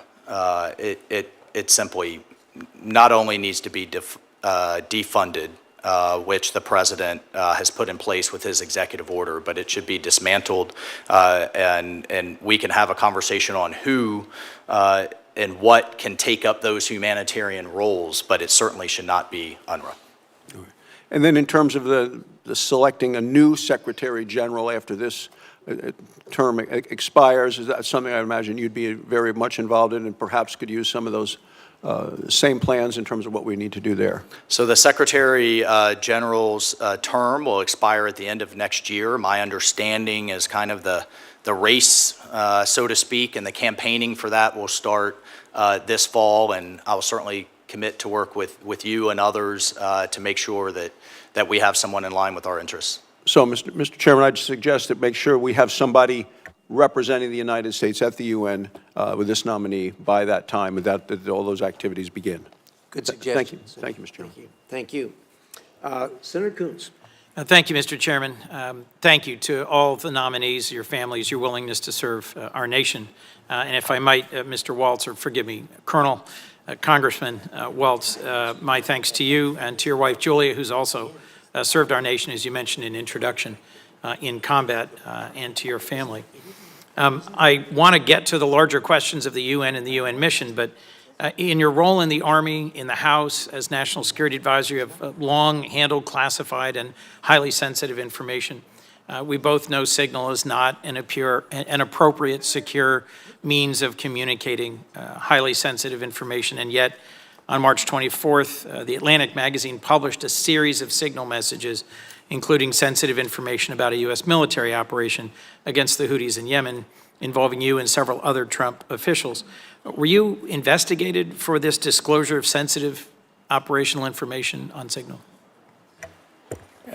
Thank you, Senator. And that engagement was driven by and recommended by the Cyber Security Infrastructure Security Agency, by the Biden administration, CISA guidance. I'm sorry. And I have here, well, just the use of Signal. Share information on Signal? The use of, no, excuse me, the use of Signal is not only as an encrypted app, is not only authorized, it was recommended in Biden's, the Biden-era CISA guidance. And in fact, if you just, it says here, I'll read it to you, use only end-to-end encrypted communications, adopt a free messaging application to secure communications that guarantees end-to-end encryption, particularly if you are a highly targeted individual, such as Signal or similar apps. CISA recommends end-to-end encryption messaging on both government and personal devices. For sensitive military operational information? Of course, Senator. There was no classified information exchanged. For sensitive military this, you were sharing details about an upcoming airstrike and the time of launch and the potential targets. I mean, this was demonstrably sensitive information. And the question I asked was, were you investigated for this expansion of the Signal Group to include a journalist? The White House conducted an investigation, and my understanding is the Department of Defense is still conducting an investigation. Was any disciplinary action taken? From the White House investigation, Senator? Yes. No, the use of Signal was not only authorized, it's still authorized and highly recommended. Would you recommend the use of Signal for classified information to be shared between folks who have access to? Again, we followed the recommendation, almost the demand, to use end-to-end encryption, but there was no classified information shared. Did you speak to Secretary Hegseth about his decision to share detailed information on the specifics of an imminent military strike?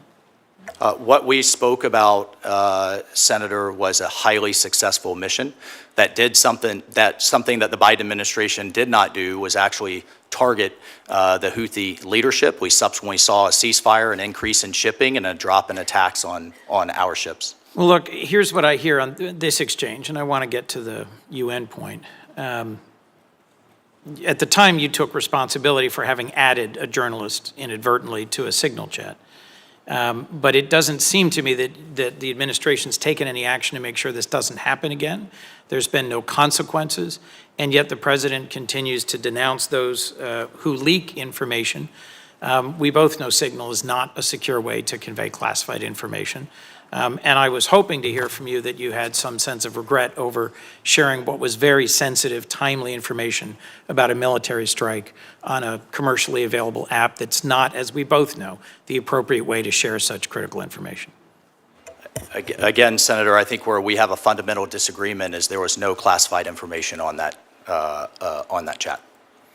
I'm going to move on for a moment, but we've got plenty more to discuss on that point. China in the UN system, there was plenty of agreement on this side of the dais, and I think with you, that we need to combat anti-Semitism and anti-Israel bias in the UN. We need to ensure taxpayer dollars are well spent. We need to engage in our world, and from your service on the China Task Force, you know very well what a central challenge for us China is. Yet across organizations, the ITU, the FAO, UNESCO, WIPO, I think the only way we successfully push back on China's influence is by being at the table, driving reform. When President Trump withdrew from the World Health Organization, the Chinese sent their largest delegation ever to the next meeting. They've contributed $500 million. They're now the biggest contributor. I can understand some of the frustrations or concerns that led to the withdrawal from UNESCO, but in the last Congress, with Israeli support, I led our rejoining UNESCO. We've talked about, you've mentioned earlier today, standard-setting bodies as being essential. How do you balance a budget request that dramatically reduces our contributions to the UN with needing to be at the table to fight for the standards, whether it's telecommunications, civil aviation, intellectual property? You just waved, here's this great big list of organizations. Many of them do critical things. How are you going to strike that balance appropriately, sir? Thank you, Senator, and it was good to discuss this with you. I will point out in the President's budget request there is funding for IAEA, for the International Civil Aviation Organization, for the Organization Prohibition of Chemical Weapons, for the ITU, for the IMO and Maritime, and so I look forward to working with you and working with this committee on how we make those decisions of where we engage and then how we engage. But I think we're in violent agreement that we have to block and tackle Chinese influence. Would you pledge to not support just unilateral withdrawal from these organizations? I will certainly support and follow the Secretary and the President's guidance as we weigh that engagement through these reviews. Thank you. Thank you, sir. Senator Lee. Thank you, Mr. Chairman. Mr. Waltz, I'd like to start with you, and if it's all right, I'd like to start by going a little deeper into something related to what Senator Barrasso asked you a moment ago. Membership of the UN's three-member Board of Auditors is currently shared by three countries: China, France, and Brazil. Now, this is a body that's appointed by the UN General Assembly, of course, and it's tasked with generating accurate accounts of UN funds and UN programs, where the money's going and so forth. But an audit is, of course, by definition, it's only as reliable as its auditor. And the UN's current Board of Auditors not only gives China a seat at the table, but it actually names China as the lead auditor for organizations including UNRWA, which had terrorists on its payroll, at least through 2023. Some would say longer than that. The environmental program, despite the fact that the environmental program has been exploiting the developing country status to access environmental-related financial assistance for a number of countries, including some that arguably don't deserve that designation.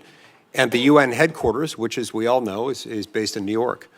So my first question to you is, how can we comfortably fund these UN entities, knowing that at some point in the process, our dollars will become commingled into these international accounts, accounts that many of our strategic competitors and right now our pacing threat may be in charge of auditing.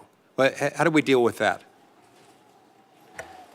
Thank you, Senator Lee, and again, thank you for the kind introduction earlier. I share the concern. If, again, as I take as a first principle, sitting down with my, firefighters, welders, and small business owners and saying, look them in the eye and saying, I know exactly where your dollar is going and it's being well spent. I don't think we could say that at this point. And if it's one thing for it to come out of their hands into the federal government, then it goes from the federal government over to a multinational entity.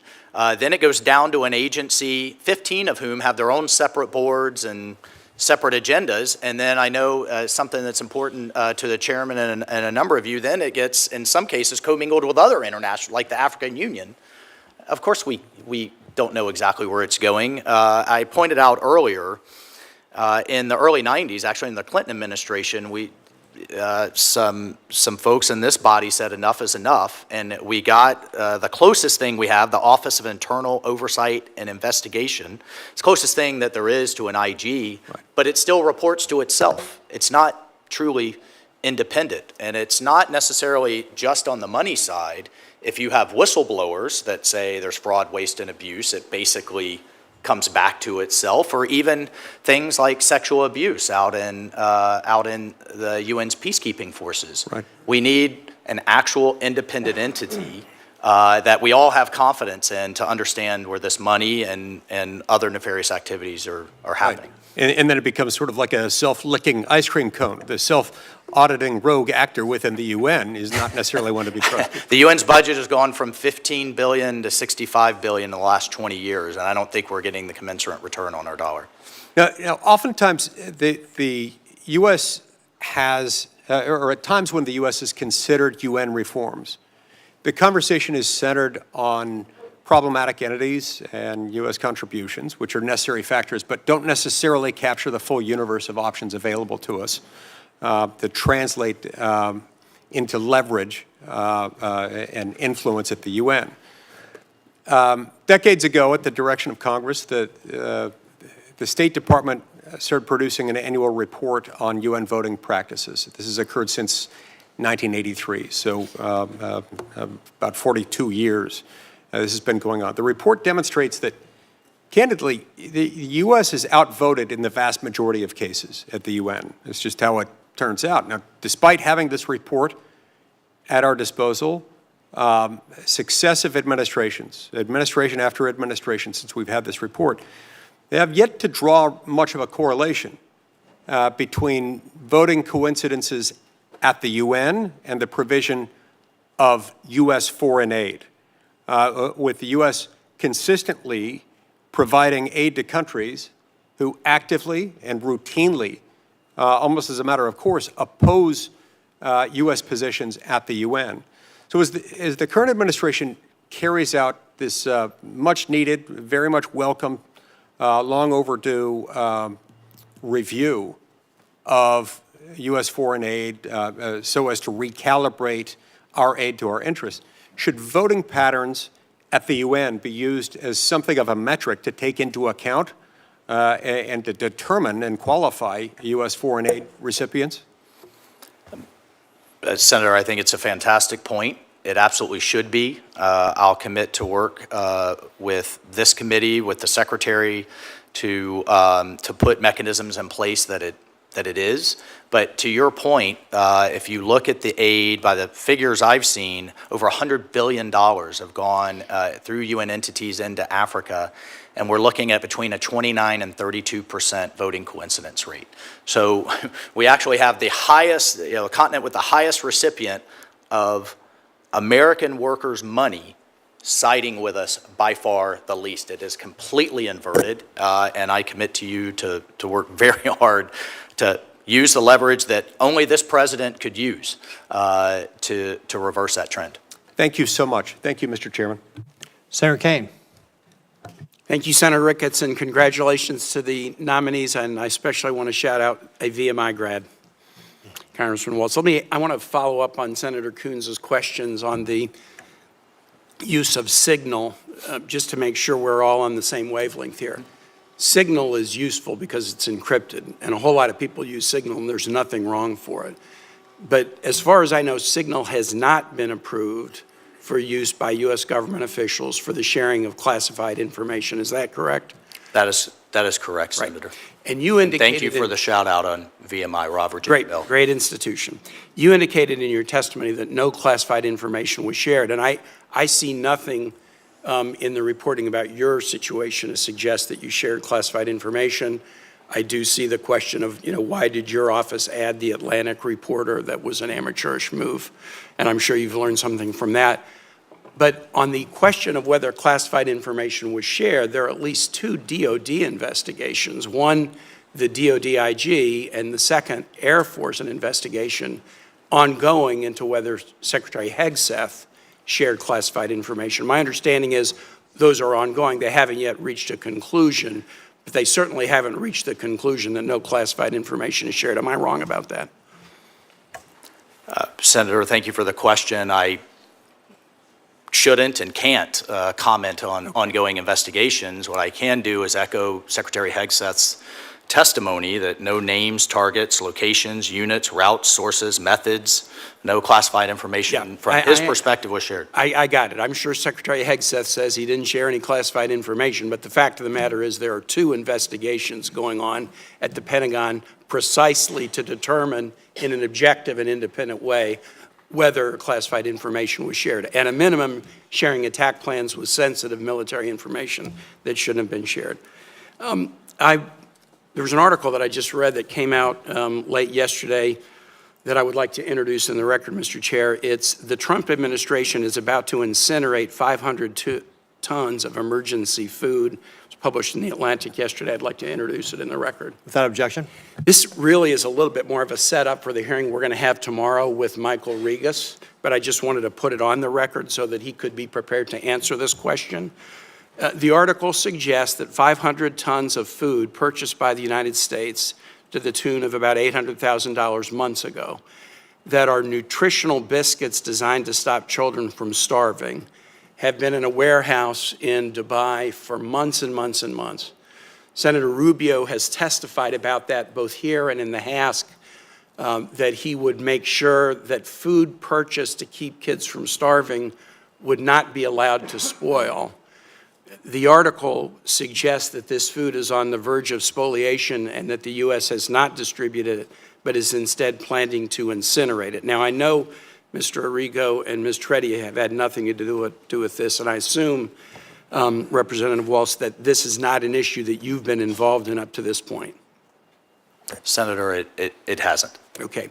Then let me ask a question that just is a values question to kind of level set. And I'll start with Mr. Arrigo, and I would just like to go across. I'm going to make a statement, and I want to ask if you agree with me or not.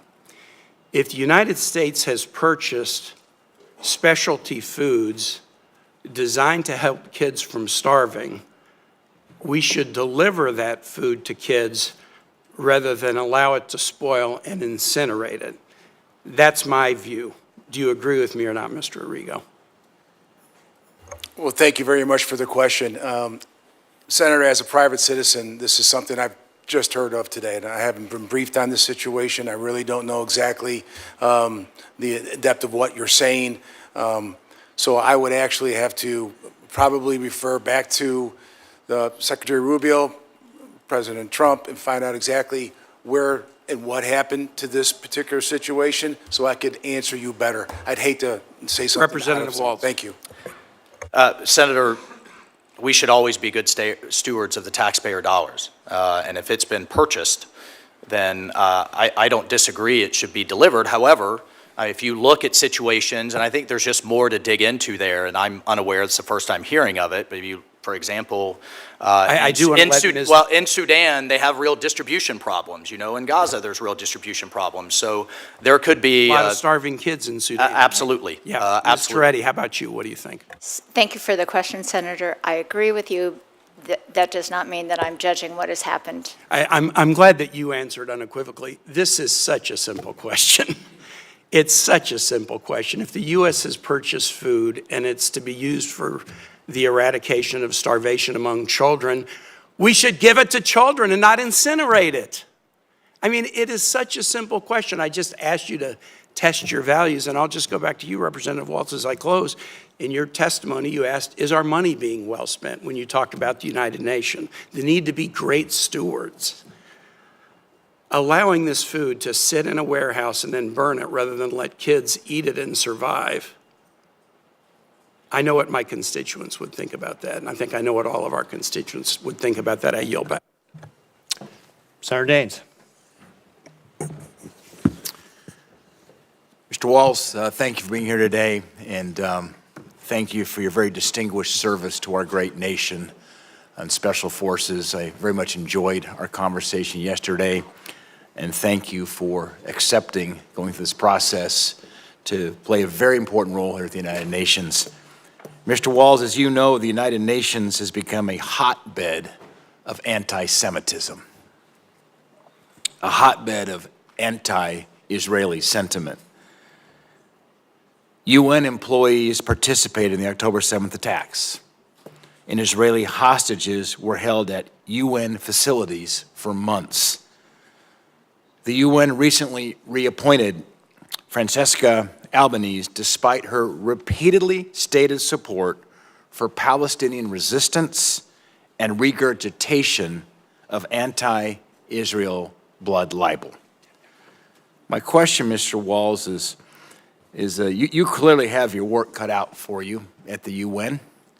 Can you tell us more about how you plan to counter the anti-Semitic influence of UN officials like Ms. Albanese?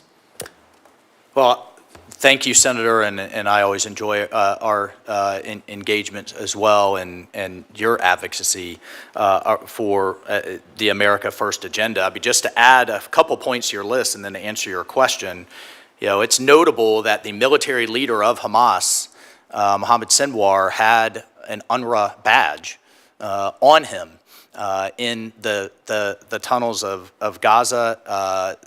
There's indications that the World Health Organization and its hospitals, they knew that tunnels were being built underneath and knew that these hospitals were being used. And I have some of our veterans with you, have literally been shot at by terrorists hiding behind women and hiding behind children, and for Hamas to literally line the walls of its hideouts with hostages to protect its leadership is atrocious, and it should be called out at every turn. Yet, we just had to veto a resolution in the Security Council that went after Israel in what is absolutely a horrific war, and didn't even mention Hamas. And certainly didn't mention the fact that its leaders deliberately sacrifice, as a matter of strategy and tactics, deliberately sacrifice their own people in order to turn world opinion against Israel. So I think probably the easiest way to answer your question is sunlight is often the best disinfectant, and to continue to spotlight it and use not only the platform that is this position, but I think one of the best communicators in the world, which is President Trump, Secretary Rubio, and the leadership in this administration to continue to call it out. Mr. Waltz, thank you, and I'm grateful that you have moral clarity on this important issue, and certainly as somebody who, like yourself, you have served in special operations. These are not theoretical exercises for you. You've seen the conflict between good and between evil. We talked a bit about Central Asia yesterday, Mr. Waltz. It's a vitally important region, rich in natural resources. As you mentioned, you've spent some time over there in your prior career. Much of those resources are untapped, and the region could be a valuable new partner for energy exports to Europe. The UN, unfortunately, has pushed Central Asian countries to only adopt really a radical green agenda instead of more a balanced approach of all the above energy. And these radical green development goals could hinder the growth and success of developing countries like we see in Central Asia. Mr. Waltz, how can you, as UN ambassador, ensure that Central Asia is encouraged to take advantage of its vast and considerable energy resources to foster a more sustainable and a prosperous future?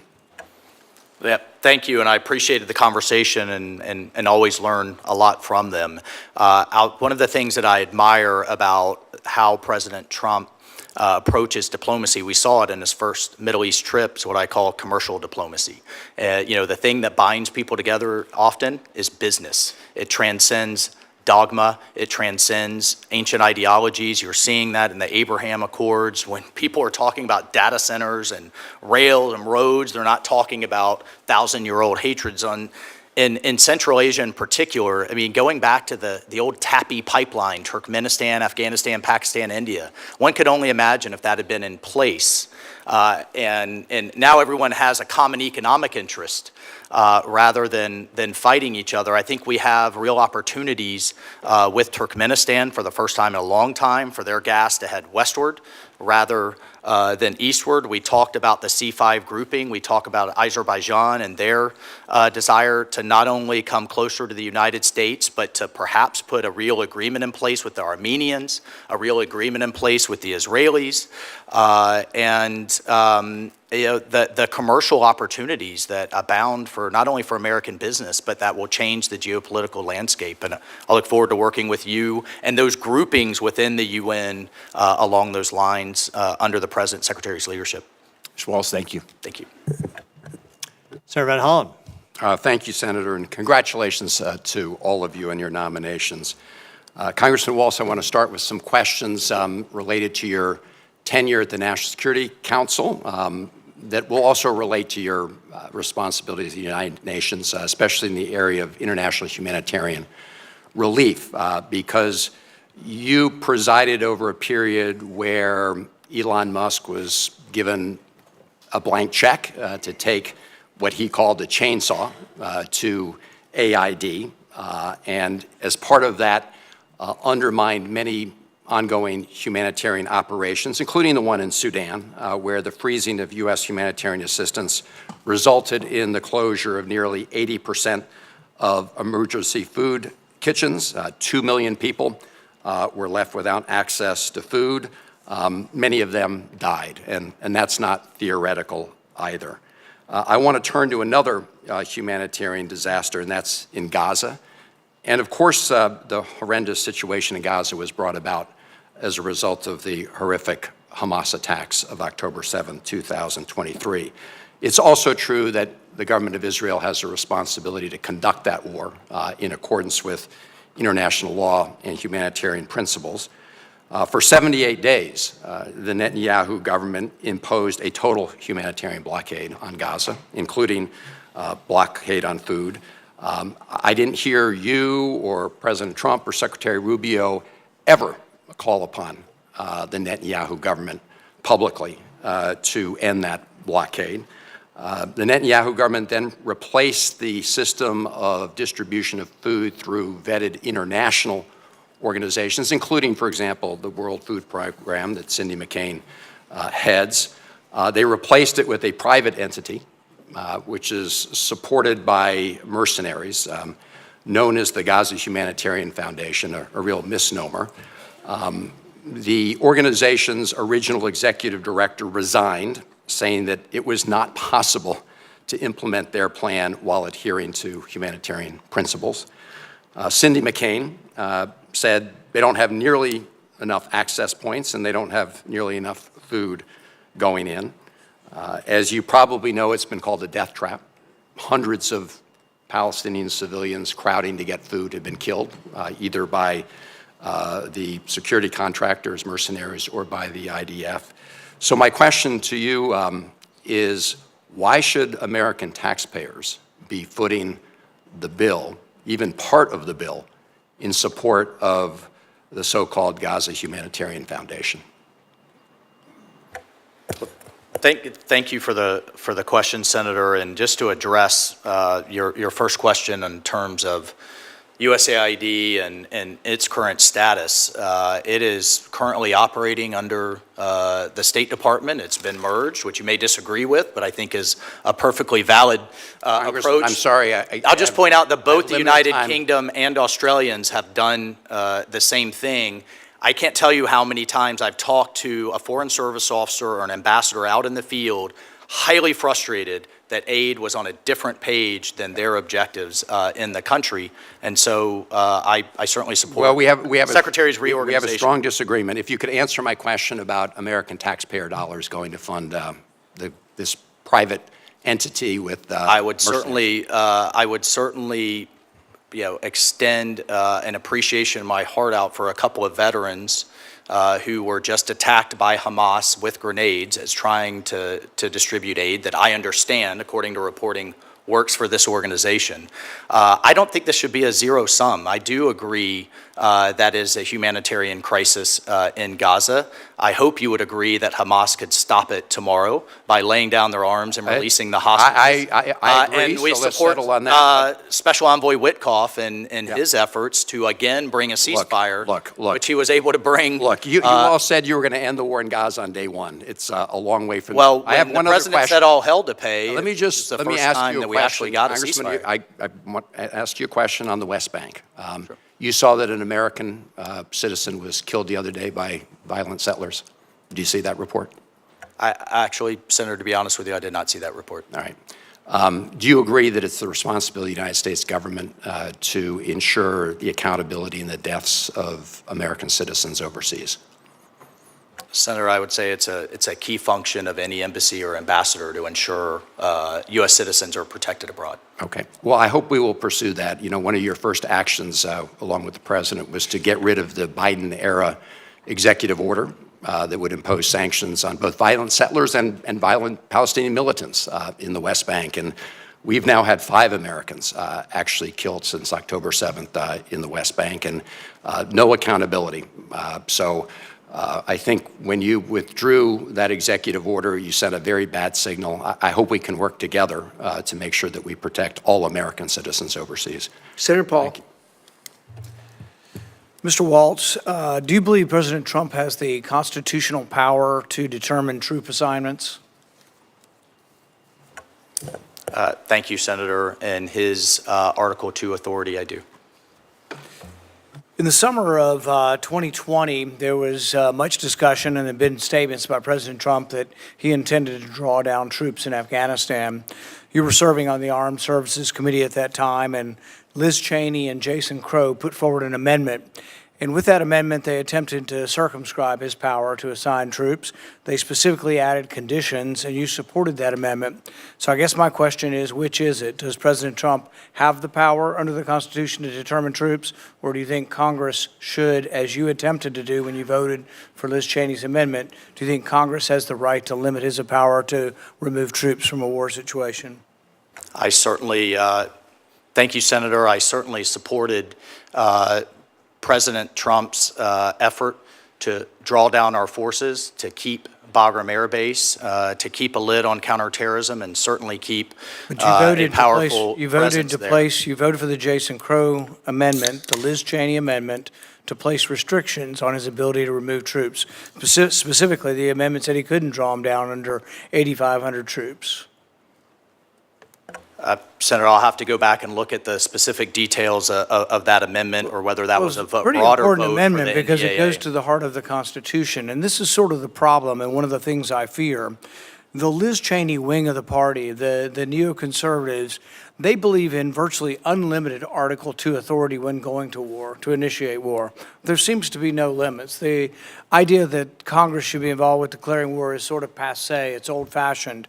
But when it comes to ending a war, you voted with Liz Cheney and the others to say that the president couldn't end the war, that he had to perform different reports. Here's what one of the reports said that he had to do before he was allowed to remove troops. This is the Cheney-Crow Amendment. It required a report from President Trump concerning the status of women's access to voting, education, justice, and economic opportunities. You know, support for women's rights is great, but it's really not typically given as a reason to go to war or stay at war. And basically the amendment you voted for based the decision on whether or not he would have to explain himself as to how well it was going for women in Afghanistan before Congress would consent. Specifically, the amendment says you wouldn't fund or allow him to move troops with DOD funds. It was an incredible amendment. I've never seen anything like this, where Congress actually voted to remove DOD funds to let the president remove troops from a war theater. Look, I'm a big fan of the limitation of presidential power on initiating war, but once we're at war, I've never really quibbled with the president's power to execute the war, to be the commander-in-chief. When you were deployed, I can't see Congress coming to Congress and saying, well, how are women's rights over there for Colonel Waltz? Should he be able to go in there or leave because, well, let's have a congressional report on this? I mean, I think that's insane, and I just don't understand how you could have voted for this. I mean, should Congress force President Trump to analyze such vague terms as justice before removing troops from a war zone? I mean, I don't understand how you could have voted for this amendment.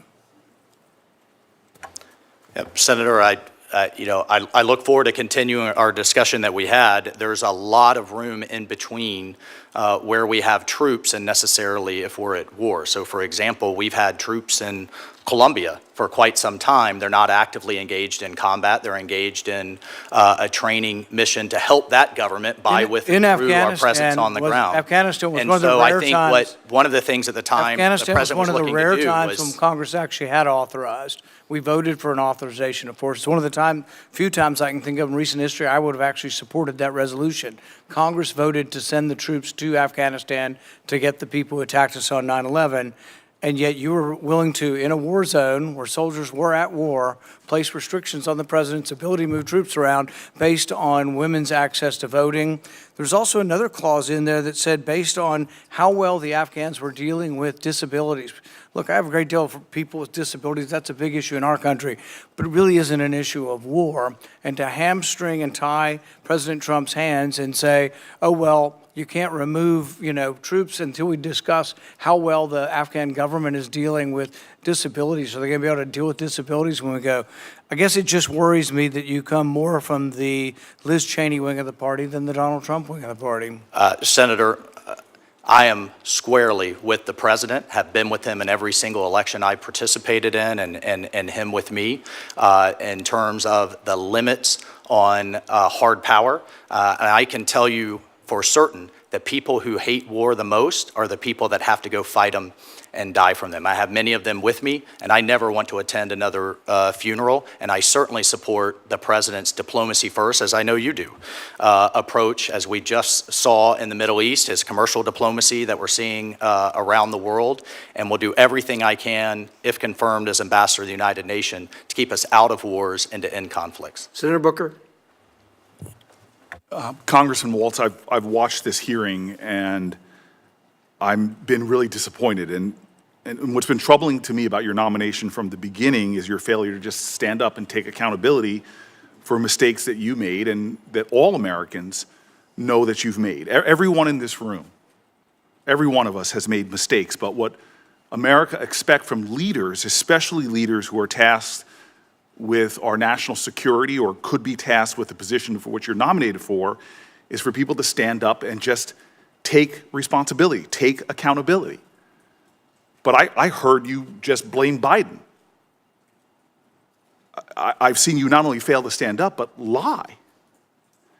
You said about this person when you were involved in the sharing of sensitive information about imminent military operations. I've listened to you now for weeks and months. You said this journalist intentionally infiltrated that signal chain. You said that he was sucked in. You denied, deflected, and then you did something that to me really lacks integrity, is that you sought out to demean and degrade that very journalist in crass and frankly cruel ways that made him a target. That's not leadership. When you blame people that tell the truth, that's not leadership. When you can't say the words, I made a mistake, I could have done better, I learned valuable lessons from this experience. Instead, at a moment where our national security was clearly compromised, you denied, you deflected, and then you demeaned and degraded those people who objectively told the truth and criticized your actions. Smearing people, attacking folks, singling them out, just furthers compounds what I think is disqualifying about you for this position. It also, to me, just shows profound cowardice. You should step up right now. I heard Senator Coons. I heard you being asked by Senator Kaine again and again to simply say, I was wrong. I made a mistake. I take responsibility for my actions. Unfortunately, what you're doing to me is perfectly in line with the way this administration as a whole has operated. I've never seen an administration that has made no mistakes, can't learn constructively from things they did wrong, has no sense of self-interrogation or integrity. And should they be criticized legitimately, they go on the attack.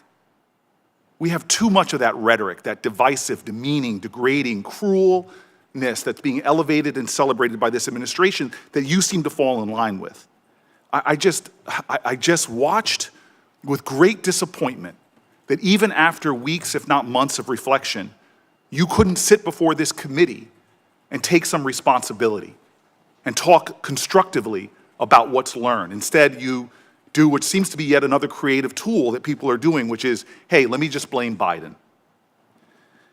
I want to take another moment to discuss concerns I have with this administration's approach to the United Nations and its dealings with African countries. Every country in the UN gets one vote in the General Assembly, no matter how large or small it is.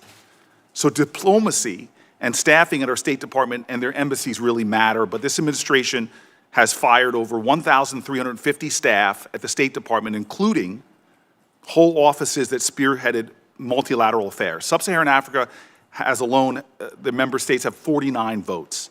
I've watched how China has done everything they can to court support at the United Nations and how we wonder why are so many countries voting against us. And I truly believe, and I've said this to the Secretary of State, that we need to start prioritizing African nations, start focusing on what I believe is urgently within our national interests, if not our national security interests.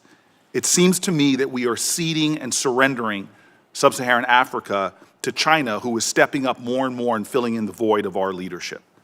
So I have no questions for you, sir. I have nothing but deep disappointment in what I consider a failure of leadership on your part. God, America needs now more than ever, forget the partisanship, just people to step up and show heart and integrity and honor. When you lie, defer, deflect, demean, and degrade journalists, to me, it's absolutely unacceptable. I have no questions. I cannot support your nomination. I think you've shown a failure of leadership at a time that America especially needs people of honor to stand up and show what leadership actually is. Senator Scott. Sure. Well, first off, congratulations to each one of you for your nominations and for your individual success. So if each of you could just take a couple minutes and say, assume you get through this wonderful process and you get confirmed on the floor, which is difficult right now. What would be success at the end of your time as in these roles? Mike, you want to start? Sure. Thank you, Senator. I appreciate your support. I appreciate the men and women that I've had to lead in combat, and I think the last thing they would call me is a coward. I appreciate deeply our relationship, both for the good of Florida and for the good of the country. What does success look like in the UN? It looks like, again, under the President and Secretary's leadership, one, getting it back to actually solving problems. The things that we are seeing, the successes that we've seen under this president, a peace agreement in Africa, resolving what could have been a nuclear exchange between Pakistan and India, securing our border. Heck, even a water treaty that Mexico wasn't honoring that we established in 1944 for South Texan farmers. The ongoing efforts going from at least here to here in terms of Ukraine and Russia and trying to end that horrific conflict, a ceasefire with Israel in Iran. I could continue. I mean, it's been an amazing 6 months, and it's just beginning. Those should be dealt with in the UN. that should be the place where we're coming together. We've talked about the anti-Semitism that has to go. We've talked about the reforms in terms of these 80-plus agencies with often duplicative and wasteful mandates. I want to give some time to my colleagues here, but if I get just those things done in support of Secretary Rubio and the President, I think we'll have made a tremendous step forward. Mr. Reddy, what would you like to accomplish? What would be Thank you, successful? Senator Scott, for that question. First of all, our mission is to make the United States safer, stronger, and more prosperous. I am thrilled to have the opportunity, if approved, to represent the United States and Sweden. I think Sweden is a magnificent country, a magnificent partner of ours. I'm really anxious to look at our defense areas, whether it's stopping the shadow fleet in the Balkans or working on the Arctic Circle. We forget that we're an Arctic nation, and we need to make sure that we're active up there. China is partnering with Russia to use that as a waterway, the new Silk Road as it is, and I want to make sure that we're focused up there and working through that with our Nordic neighbors. On the economic areas, I want to make sure that we continue to partner with our industries in the United States as well as those in Sweden. We have some great partnerships right now with Ericsson in the telecommunications area. Saab-Boeing partnership is exceptional, and I would like to build on that. IKEA is continuing to invest in the United States, and just recently, we signed a TSA where we will have commercial satellites being deployed from Sweden with a commercial company called Firefly. So those are a few of the things that I'm looking forward to. Thank you for the question. Mr. Rigo. Thank you very much, Senator. Thank you very much for taking the time to speak with me the other day. I've been sitting on the bench for 7 months. I haven't done that in business, and I haven't done it in sports my whole life. And I am ecstatic, or maybe just overwhelmed with the fact that one day, if confirmed, I can get to Portugal and do the mission that President Trump and Secretary Rubio have entrusted in me. And I will let the people know, at the amazing people at the embassy there in Lisbon, that what they're going to get from, if confirmed, from this ambassador is going to be a lot of empathy, passion, and a lot of common sense. And I have just utmost respect for each and every one of them, that I've done some reading, some research. I've talked to some of the people there, and I just know that they're going to see that in me. And we're going to have wins. We have missions to accomplish. We're going to have a lot of wins, but I didn't come out of retirement to be miserable. Not only are we going to have wins, but we're going to have fun doing it, because I believe that's very, very important. I think a lot of things get done. And I'm not going to sit here right now and tell you I'm the best foreign relations scholar. I tell you, I feel like I'm a scholar of some, but I'm a student of most. And I will learn from those dedicated people at the embassy, and I will just be there to enhance and to continue the great work that they've been doing over the last several years, and I look forward, if confirmed, to being their leader. Thank you. Congratulations on each of your nominations. Good luck. Thank you, Senator. Mr. Reddy, I hope you'll communicate to the Swedish government how much we appreciate their joining NATO. They were disinclined to join NATO for a long time, and we'd been urging them for a long time to join NATO. They bring some real attributes to the organization, and frankly, as I was fighting that battle, the two recalcitrants that we had, I told them I'd rather trade them for both Sweden and Finland than have them in, which they weren't too happy to hear. But nonetheless, I hope you'll carry that appreciation that we have when you get there, please. So with that, Senator Rosen, you're up. Time's up.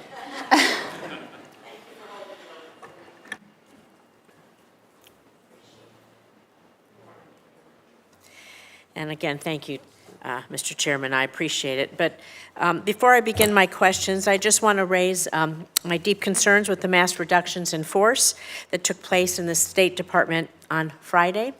I find it particularly troubling that many of those who were let go worked on issues related to women, to human rights, and counterterrorism. And I do look forward to discussing this more in depth on this committee going forward. So, Congressman, I'm going to start with you because this morning it was reported, despite being removed from your role as National Security Advisor in May, removed from your role, right? Not working. Surprisingly, you've been on the White House payroll for the last few months. So throughout this hearing, you've made assertions that if confirmed, you would root out waste and unnecessary overhead at the UN. So can you confirm for us whether you've been receiving a salary from the White House since being let go at the NSA? Thank you, Senator. I was not fired. The president never said that, nor did the vice president. I was kept on as an advisor, transitioning a number of important activities, and now hope to be confirmed with the Senate's consent. So you're saying that you were not dismissed from your role, as was publicly reported, because it's also been publicly reported that you've been receiving almost $200,000 of the taxpayer money since you were dismissed from being the National Security Advisor. Well, the reporting, Senator, is fake news, which shouldn't surprise anyone. The president was clear. His announcement was, I will nominate fake news Mr. can't Waltz, be the and then answer the vice to president everything. was quite clear. So we're going to that move on to UNESCO because we got a lot to talk about there. Undoubtedly, UNESCO has its flaws, including the history of anti-Israel bias. But the U.S. has also played a key role in defending Israel at the UN agency. So the U.S. has called for votes against unbalanced resolutions and supported efforts that promote international Holocaust education, press freedom, literacy programs, scientific innovation, and protect and restore cultural heritage sites.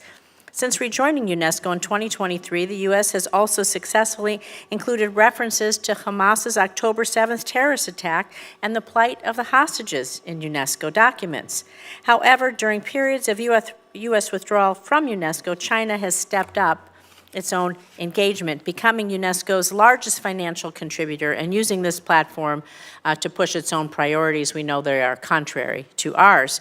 So, Congressman, how might maintaining our presence at UNESCO support its work on U.S. priorities like Holocaust education, press freedom, all of the other things that I just mentioned, while ensuring that the PRC does not continue to expand its influence within the body? And how can our membership in UNESCO continue to provide us that platform for countering any future anti-Israel actions and, I would say, terrorism overall? Thank you, Congressman. Thank you, Senator, and I certainly support, as I mentioned to the ranking member, any initiative to block and tackle Chinese Communist Party influence throughout any of these organizations. However, I do think we have to review closely our membership in these organizations, if we're getting return for the taxpayer dollars, if they're in line with our interests. Would you recommend? As you know, in the first term, we withdrew from UNESCO. Under President Reagan, we renewed from UNESCO, and often it's been incredibly unhelpful to both Israel and the United States on the world stage. Recommend to Secretary Rubio we withdraw from UNESCO? If confirmed, I'll engage with Secretary Rubio and participate in that review, but as you know, it's currently under review. Thank you. Let's see, because yes. So I'm sorry, withdrawing from UNESCO, I want to go back to that because Order 14199 mandates a review of the United States participation in UNESCO and explicitly requires a U.S. ambassador to the UN consult with the Secretary of State. So we'll look forward to that report from you on that. I do have some questions about women in Ukraine, but I know that, Senator Barrasso's here, so that's fine. You were kind enough to leave it open. Appreciate that. We've had a good hearing. Thank you to our witnesses for being here. And I'm going to keep the record open until close of business tomorrow for questions for the record, which if you get, I appreciate if you would answer them promptly. Further, we have not. Again, thank you to you and your families for your gracious willingness to serve your country, and we have letters we've received in support of the witnesses, which I will order included in the record. With that, the hearing's adjourned.